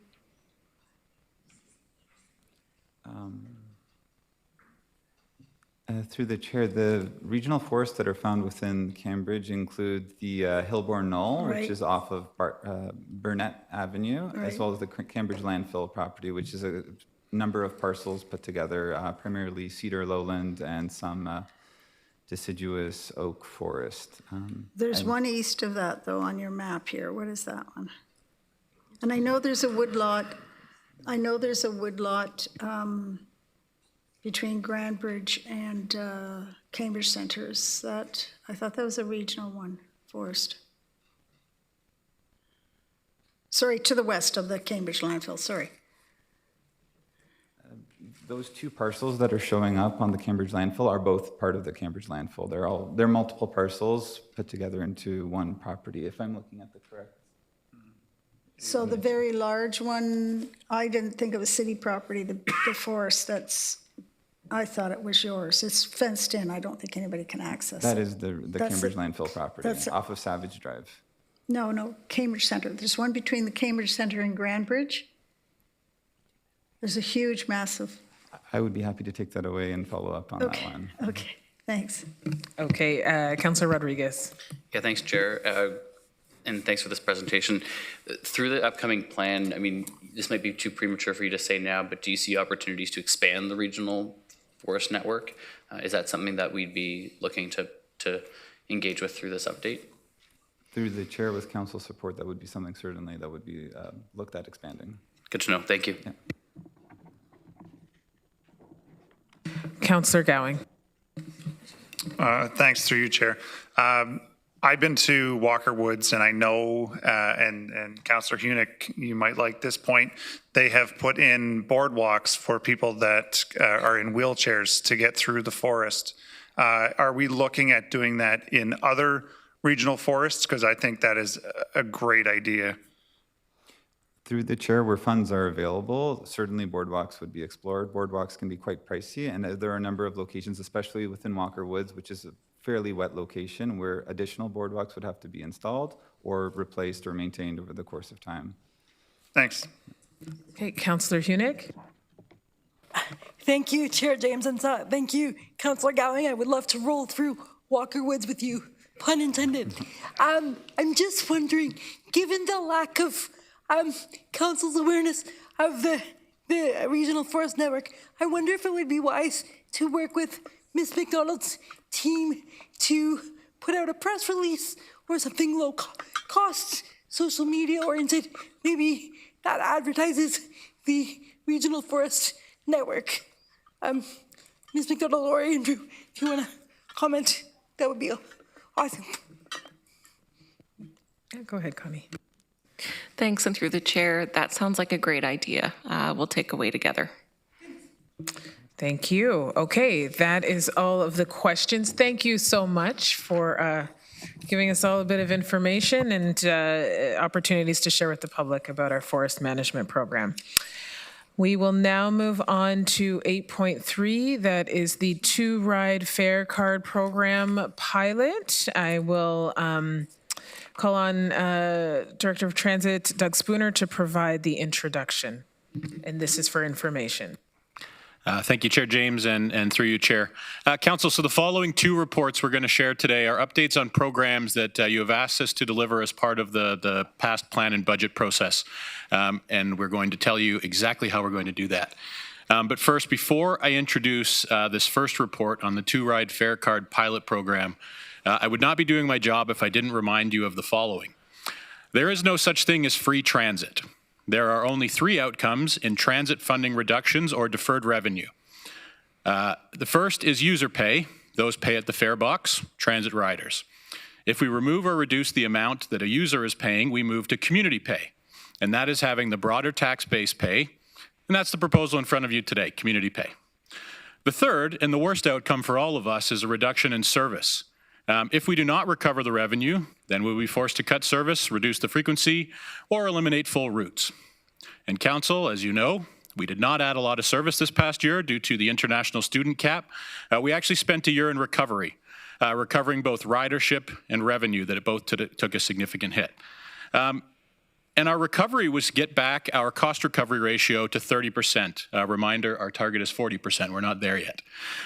Put simply, you give GRT $1, and today we return 30 cents. That's in line with similar systems of our size, but again, we're looking to get better. So both of these reports are about helping our community, helping people. But as part of these reports, I'm going to tell you the budget implications repeatedly because, Council, I know you support increasing transit service. I know you support the GRT business plan, which is why you passed it. And I know I have to keep telling you how we are going to achieve it together. And that is the negative part of the presentation. Back to our regularly scheduled program. This first report is the two-ride fare card program. You will recall we ran this pilot last year, and you have asked us to do it again. And this is a program that takes the Affordable Transit Program, which again is available to any member of our community, offers a 55% discount on any fare product, and allowing not-for-profit and community agencies to purchase these. It was a gap in the Affordable Transit Program where those agencies said to us, look, we represent clients who would be eligible for the Affordable Transit Program, but we are purchasing them on their behalf, and we didn't have at the time a mechanism. This is a trial of that mechanism. So again, what it does is it takes the EasyGo two-ride fare card to $3 from its regular $5. The pilot uses $25,000 in deferred revenue. You had already approved that in the 2026 budget. All eligible community agencies can take part. This is a change from last year. Last year we had limited to incorporated not-for-profits. This year, there will be 250 discounted cards available per agency. Those will go out on a first-come, first-served basis until the budget threshold is met. We will launch this pilot in April of 2026. We'll obviously promote it through all of our public channels as well as with agencies who have participated in this and other programs with GRT in the past. And we'll look to report results back to Council by the end of Q2 2026. So a quick turnaround on the program, but that's why we'll go out in April and be ready to report back. And Chair, I'm happy for any questions. Thank you. Okay, thank you. We have a couple. Councillor Foxton. Thank you. So if I understand you, there's no such thing as a free ride? Thank you. Correct. Thank you. Councillor Hunick. Thank you, Chair James. First of all, I wish my fellow mover of this motion, Dorothy McCabe, was here to comment on it. Secondly, I want to thank GRT for their advancement of a retry. Thirdly, I know that the ATP program is the best of its kind in Ontario, if not Canada, if not the world. Unfortunately, given low levels of social assistance, that price discount of 55% remains unattainable for many, which is why they rely on nonprofit agencies to purchase fares for them. So I really applaud Council in addressing this gap in that regard. Thank you. Thank you, Councillor Shantz. Thank you. I support this program. I think it's great. I know our not-for-profit agencies have used a similar sort of thing where they've purchased passes for a number of years. So thank you. So, Councillor Erb. Thank you for the good news and bad news report. Couple of questions. So last year, the pilot project with the $25,000, we only included registered not-for-profit agencies. So how many more are eligible by expanding the community groups that are available? Through you, Chair. So, Councillor Erb, you'll appreciate we could go and check the registry of incorporated not-for-profits in Ontario. The definition of a community agency is a little less formal, and there is no list of agencies. And so we've developed a definition that's there in your report. It offers the service to a lot more agencies, but we do not have a number of agencies that are eligible. Okay, one of my concerns would be when Councillors McCabe and Hunick and I attended a meeting about a year and a half ago when this whole idea was conceived. There were a whole room full of people there, and I don't think very many of them were registered charities. So my question would be, if I think you said the report says we're allowing 250 tickets per agency, that if we have a significant number between the registered charities and the ones that aren't, that 250 could go pretty fast. I guess, again, not knowing the numbers, you're not sure how long that's going to last or how many agencies are going to be served. Through you, Chair. So maybe I can help a little bit, Councillor Erb. So if you take the $2 discount and you bump that up against the $25,000, we will distribute 12,500 cards. I am not the math whiz that our finance department is when they move through here, so if you'll humor me for a second. That would be able to serve 50 agencies at that 250 mark, which would be more than we had reached last year. Did you say 50? 50, yes. Oh, okay. All right, thank you. Councillor Wolf? Through you, Madam Chair, I would just like to say that transportation is not a luxury, it's a lifeline. And this program is well worth the money. Thank you. Thank you. Councillor Hunick? Thank you, Chair. Commissioner Spooner, is it possible to circulate among council the list of eligible agencies that you have? Through you, Chair. Councillor Hunick, we would be happy to provide the list of agencies, obviously discreetly to council, that participated in the program last year or in previous years. I wouldn't be able to put together a list of all of the community agencies who are eligible in the region. That would be an exhaustive list. The ones that participated last year would be very helpful. Okay. Thank you. Thank you. Thank you. And Doug, I do not have the report in front of me, but how long is this pilot for? Through you, Chair. So it's going to be run on a first-come, first-served basis. So I'm imagining in April it will move pretty quickly through those passes. Obviously, we'll notify the agencies that it's coming up, but planning to report back at the end of Q2. That suggests we'll be wrapped in the June timeframe. Okay, and then just in terms of communication, so the group that you met with, they will be, who's coordinating this? Is this something we're putting out, or is it something that, this Essentials group is putting out? How is that working in terms of leveraging groups in the community? Through you, Chair, and to you, Chair. We will obviously do all of our public notification. We'll notify the agencies that participated last year. We'll notify council. There are a number of connections from council through to community agencies. So I would say we will best efforts to make sure that everybody is aware, but I'm confident we'll have the agencies that you've identified. Excellent. Thank you. And thank you to your team for making this work and providing more access for agencies and individuals. Okay, moving along to 8.3.2, the Older Adults Free Day Pass Program. Doug, you'll introduce this, and maybe there's a staff for a presentation. Thank you. Through you, Chair and clerks, maybe we could have that one ready.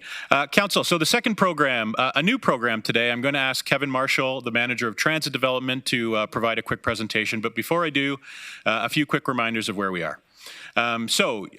In the plan and budget cycle, you passed Councillor Wolf's motion, and we are funding this again from deferred revenue. We had estimated at the time roughly $100,000 to deliver this pilot. So we are going to do it using the GRT Pay app, and appreciate that may become a barrier for some users. Just a reminder of how we got there. In plan and budget, we had presented two options. The first, we could deliver the pilot in 2026 at a cost of $100,000 using the GRT Pay app. That is the option we're proposing. There was a second option, which was deliver the pilot in 2027 at a cost of $200,000. So that was $100,000 in deferred revenue and $100,000 to add the seniors architecture back into the EasyGo card fare system, which we had eliminated when we put in the affordable transit program. So we would have to do a hardware software update to the EasyGo card to run it. And so Wanting to be expedient and move, we had selected the 2026 option and using the app. So what we're working on is the best opportunity in front of us, a quick, low-cost, convenient solution that we can deliver in 2026, and we will, as with all pilots, test, learn, and improve that will help us inform future decisions. But don't take my word for it. Kevin, please. Hi, Kevin. Hi. Thank you very much. Good afternoon, Chair, councillors, and members of the public. I'm Kevin Marshall, Manager of Transit Development, and leading the team overseeing GRT's upcoming fare strategy. Today, I'm here to provide a brief overview of our approach to the Older Adults Free Day Pass program, requested by Council, that we plan to launch on July 1st. First, I'd like to take a quick moment to thank representatives of the Age Friendly Network, councillors, and agencies that we met with earlier this month to discuss the program and share their feedback. We really appreciate the open and honest conversations we had, and this presentation will address some of the concerns that were raised through those discussions. Next slide, please. As we're moving ahead there, just to recap, and Doug hit on most of this, as part of the 2026 plan and budget process, Regional Council directed staff to implement the pilot program for 1 free day per week on GRT services for older adults age 65 plus using GRT Pay. Our presentation will walk you through our approach to the pilot program, some performance measures, and outreach activities leading up to the July 1st launch, as well as continuing through our pilot period. Next slide. So to walk you through the program, throughout the pilot period, eligible participants can activate a free day pass through the GRT Pay account once a week. The day pass grants unlimited travel for the service day of their choosing. So this program allows participants to choose their free day of the week, each week, to best meet their individual transportation needs. The flexibility for riders allows them, in choosing their own free day, minimizes the impact for Mobility Plus specialized transit services as well. To give you an overview of the customer journey, if you move ahead one slide, please. The typical customer experience looks something like this. Customers download the GRT Pay app and create an account. Older adults confirm their eligibility by verifying their age at a GRT customer service center. This age verification is the best practice for free programs for select riders, but we do really appreciate the feedback that limited in-person options presents a barrier. So we're revisiting options to age verify online that protect users' privacy, and that we can also, by having that online option, it allows us to expand to more in-person locations as well, such as our regional buildings in Cambridge, Kitchener, and Waterloo with service desks. GRT Mobility Plus customers will be automatically age verified because they're registered for our services today. Age verified customers will see a free day pass in their GRT Pay account every Wednesday. Customers can activate that free day pass on the day they're planning to travel and show it to the operator when boarding a bus or transit security when riding ION light rail trains. The day pass, again, is good for unlimited transit trips throughout that entire service day, and a new free day pass will show up in their account the following week. Quickly walking you through how we measure success on the next slide here. Program performance will be monitored to measure success and inform a strategy for older adult programming beyond the pilot period. Key performance indicators include the number of existing and new accounts registered as older adults, the percentage of free day passes used, the impact to other fare products and services we offer, our engagement activities, and feedback from older adults. And I want to stress here that it includes any reports of those who were unable to participate. It is important to note that there are some limits to the data we can collect.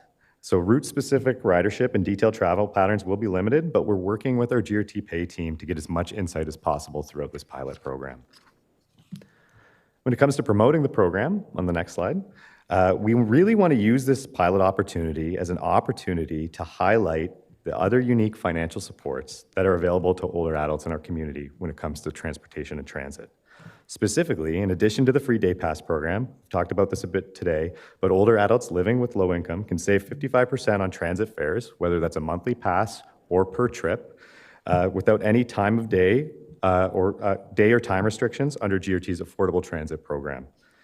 Older adults also receive a unique $450 tax rebate each year through the Ontario Public Transit Tax Credit Program. So providing information and instructions on how folks can participate in these programs is a key priority as part of our outreach, engagement, and travel activities for the GRT Pay program this year. I'll just walk you through next steps on the next slide here. GRT is prepared to launch the program July 1st, Staff have prepared a coordinated rollout plan focused on marketing, communications, engagement, customer support resources. So this does include working with key user groups and community contributors to amplify the program. We have a really unique program with our GRT travel training team and our engagement teams, and we work really closely with our local municipal partners. So any opportunity we have to attend local older adult themed events leading up to the pilot period and throughout the pilot period is really our focus to maximize participation and feedback. An update to the pilot program will be included in GRT's year-end performance report, as well as the 2027 plan and budget process. And really our goal here is to use these findings and the customer experience throughout this pilot to help inform the best approach for older adults programming as part of our upcoming FAIR strategy for GRT. Thank you very much, and happy to answer any questions. Thank you, Kevin. Councillor Hunick. Thank you, Chair James, and thank you, Kevin, for the report, and Commissioner Spinner for the work. Well, it's probably Kevin's work, but thank you. Again, the ATP program is amazing. It's the only one of its kind. I want to support it wholeheartedly. I voted for the free transit seniors pilot for those seniors for whom even the 55% discount remains out of range for them. Chances are, if you can't afford a 55% discount, you also don't have a computer or a smartphone. So what do those folks do? How do we bridge the gap so that the people of the most need can actually benefit from the pilot?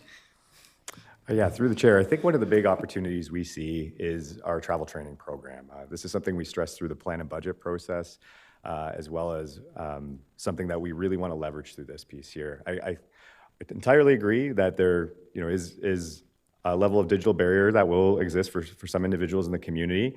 And that's why we really want to shift to the other programs where by getting onto the ATP program, for example, that 55% every day, any time of day, really starts to exceed the savings of a single day free that's time limited to a certain period of the year. So that's really our objective. I think one of the biggest pieces, our travel training team, in a lot of ways are the unsung heroes here because they are able and willing to help individuals navigate how to participate in our affordable transit program, whether it's online, in person. Can I clarify? Sure. I'm sorry, I appreciate your wisdom here. I think what I'm trying to say is if I can't afford a pass at a 55% discount, then 1 day free is better than nothing. Actually, 1 day free is a great entitlement. But if I can't afford a smartphone or a laptop, then how do I access the program?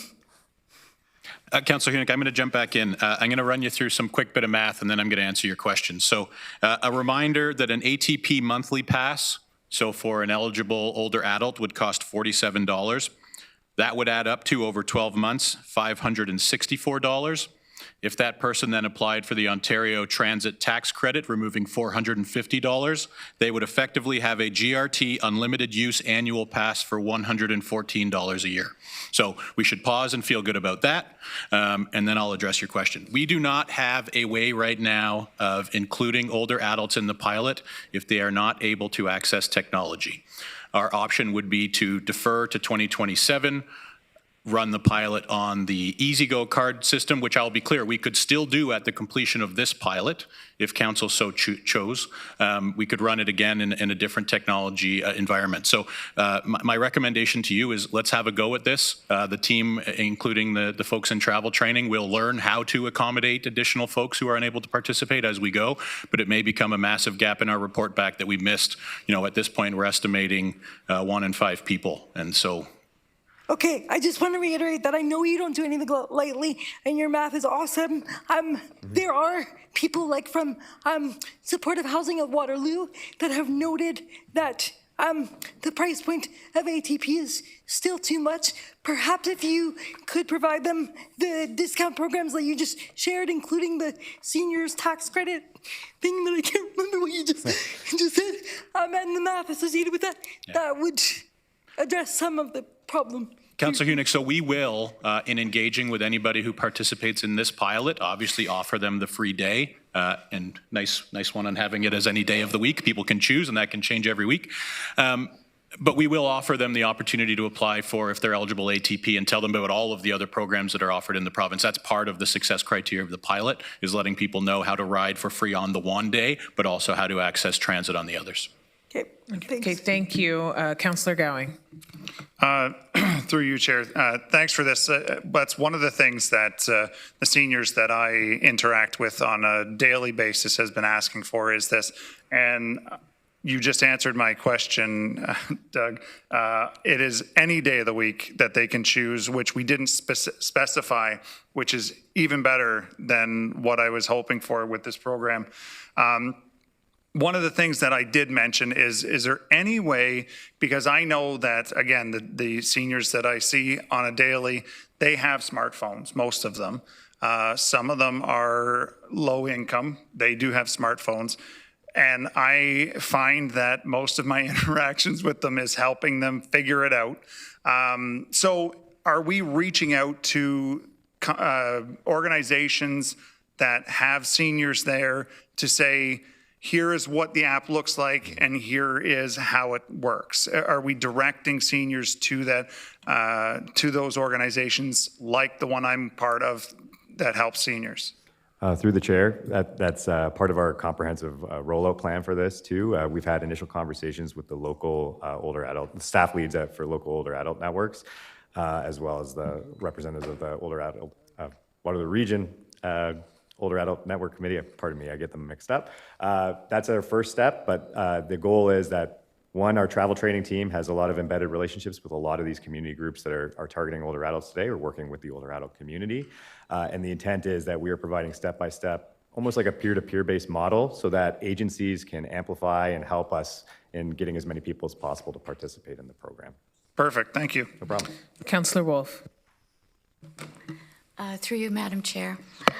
First of all, I want to thank staff for all the effort they've gone through, and they've put up with me and my criticisms, but I do really appreciate what you've tried to do.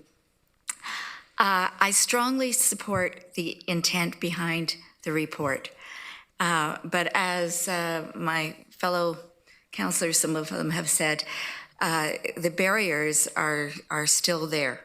And the smartphone, getting to one of the service centers, and I see you're trying to make that better, but for instance, a regional building in Cambridge is at 150 Main Street, which is 2 blocks from the Ainslie Street station. So if I live in Hespeler and haven't used the bus before and want my free day, I need to get on the bus, try to find my way to either Ainslie Street station or 150 Main, show my ID that I'm old, and I don't think I need to do that anymore. And then have to have a smartphone and figure out how to load the app.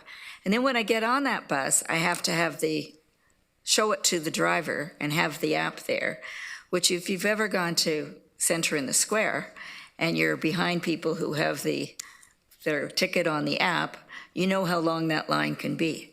So I can just see that there's things there. Now I know you're trying to be responsible. You are responsible, and you want to, the app model will give you the data that you can evaluate your pilot project.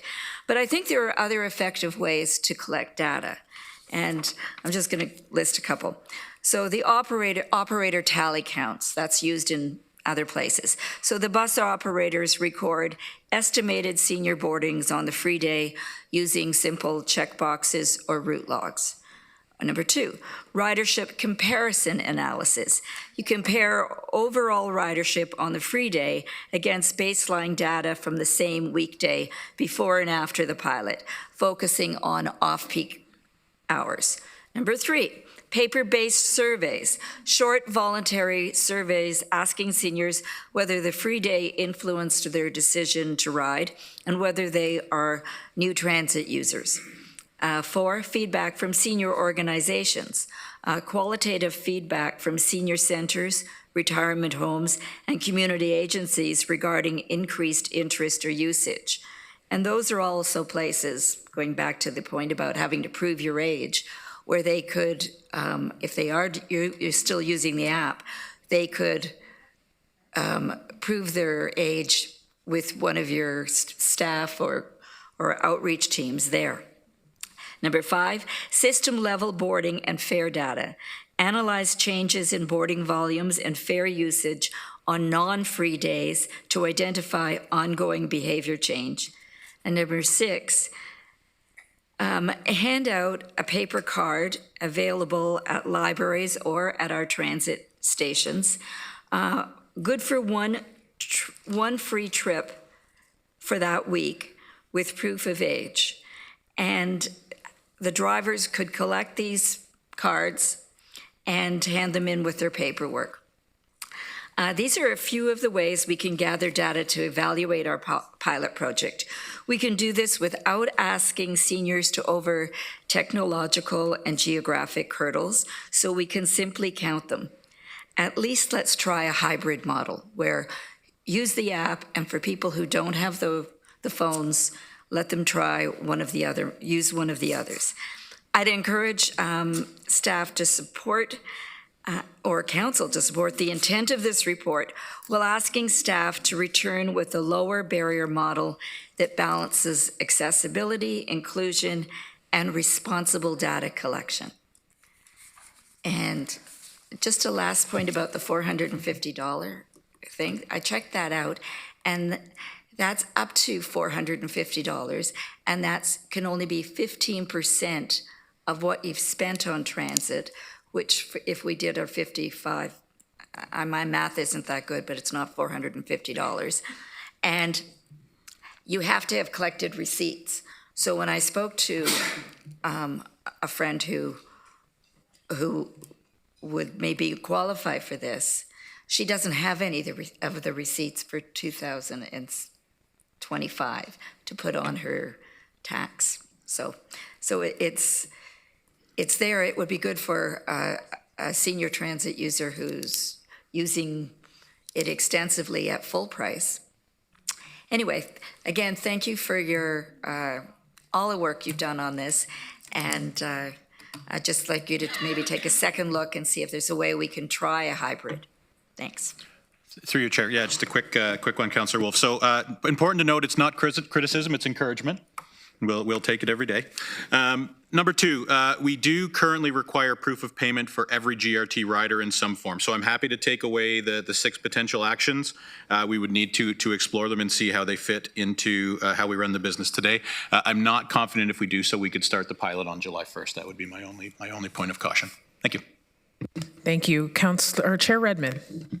Thank you, Chair James. I just want to remind all of us this is a pilot project, and I'm sure that all these interventions, I mean, we have, I think, a violent agreement that this is a good thing to do. I want to remind us all that we had a delegation that came that said this is her 14th time coming asking for this. So I hope we're not allowing the perfect to be an enemy of the good. This is a pilot project. We are not going to probably get it perfect, but there are going to be many learnings. I know this has already been said by colleagues. I really support the fact that we are going to be able to assess things like real people being able to help seniors navigate. We're going to be able to help them to use the app. I think all of those things, as well as the education and the outreach, needs to be monitored, because if this is a pilot project, at the end of the day, we want to be able to say, these are the things that worked and here are the things that we could improve on. So I'm really pleased to see this before us. I think this has come to many previous councils and not seen the light of day. So I would encourage all of us to continue to pull in the direction of implementing this and having learnings from what the results are. Thank you. Councillor Foxton.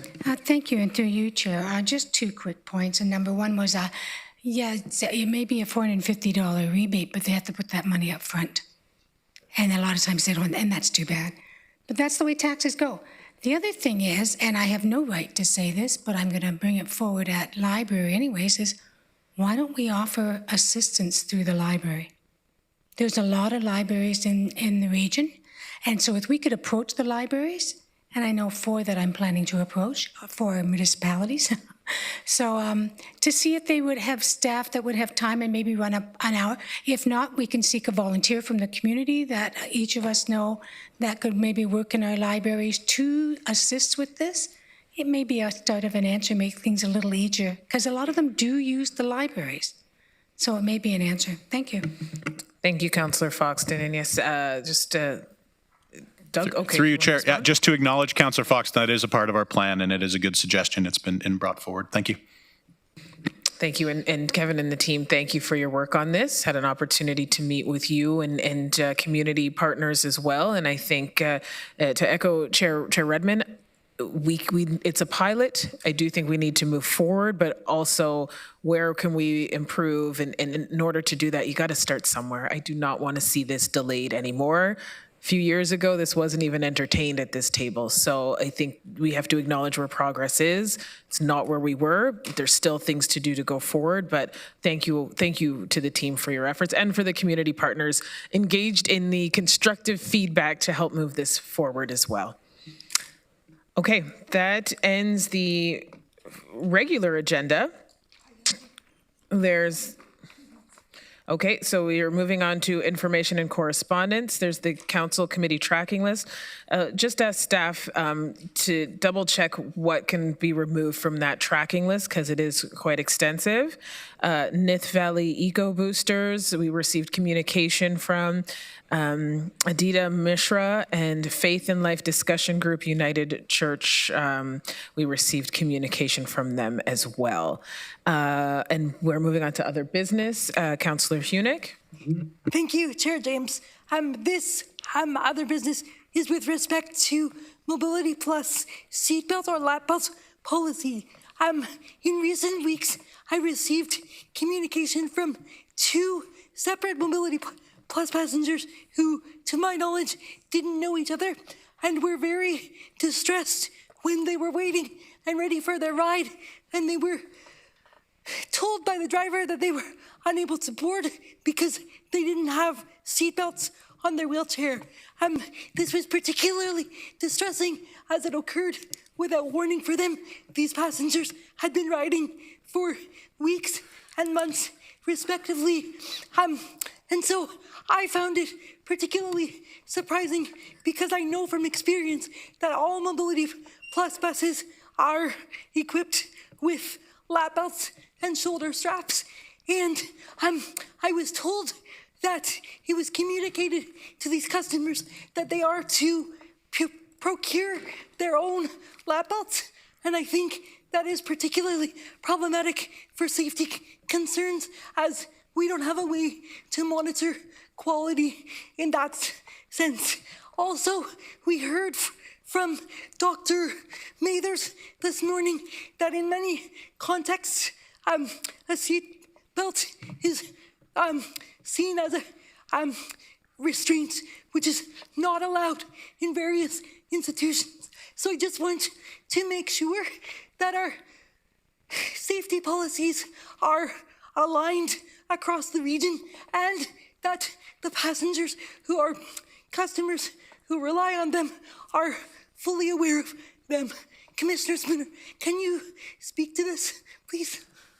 Yes, through you, Chair. Councillor Hunick, thank you for this and all the questions that you bring forward. And I will tell you, I'm going to be very measured in my response. This is not my lived experience, and I have a bit of learning to do. So I'm going to first read you the line, the GRT policy line, and then I'll offer some thoughts. So the line reads as follows. For the safety of all Mobility Plus customers traveling with mobility devices, it is essential that all devices be kept in good working condition. This includes having functional brakes, lap belts, motors, and secure structure for proper securement. If a mobility aid is unsafe or not mechanically functional, access to book rides may be suspended until the issue is resolved. So having said that, I will offer today to go away and review and report back. I will do that on a timeline of a month of your choosing, but I will tell you if we identify a challenge or a policy change that's needed, I'll just notify by email and we'll make that change. So we won't wait around for a report back, but I do want the opportunity to take it away and have a look with my team. Thank you. For the customers that are affected, they're waiting with bated breath to be reinstated for services. Is it possible for you or a member of your team to follow up with them and do some public relations, et cetera, et cetera. Yes, through you, Chair. Councillor Hunick, earlier today, Councillor Wolf referred to transit as a lifeline, and so I will take that responsibility seriously, and we'll follow up with the 2 customers you've identified and anybody else that's been impacted. Thank you. Thank you. Sorry, when will the report come back? Sorry, the end. Through you, Chair, why don't we say 2 months? So we are sitting here in March. I will say May, but again, I plan to resolve this a lot faster than that. Thank you. Thank you. Thank you. Okay, is there any other business? No? Okay, I do have something I do want to say, and regarding our waste management, and I know that last week was a challenging week in many regards, but I do want to really give flowers to our team in waste management that were working around the clock, answering thousands of emails, responding as quickly as you could. It is no easy feat being in public service, and yes, we were all feeling it and continue to some degree, but I really want to take the moment and thank you all and to the team and those that aren't here, and those contractors on the road as well that were also feeling it, just in terms of the start of this program and the new program launch. So definitely want to thank you all for being as responsive as you have been in a very challenging week, but we will get there and get this rollout and get the service exactly where we expect it and where our residents expect it. So thank you. With that, no clapping in the chambers, but yes, they deserve their flowers. Our next meeting is April 7th, 2026, and I'll now need a motion to adjourn. Councillor Foxton, Councillor Urbanovic, motion to adjourn. Will you second it? Okay. Right, you'll be prompted in e-scribe.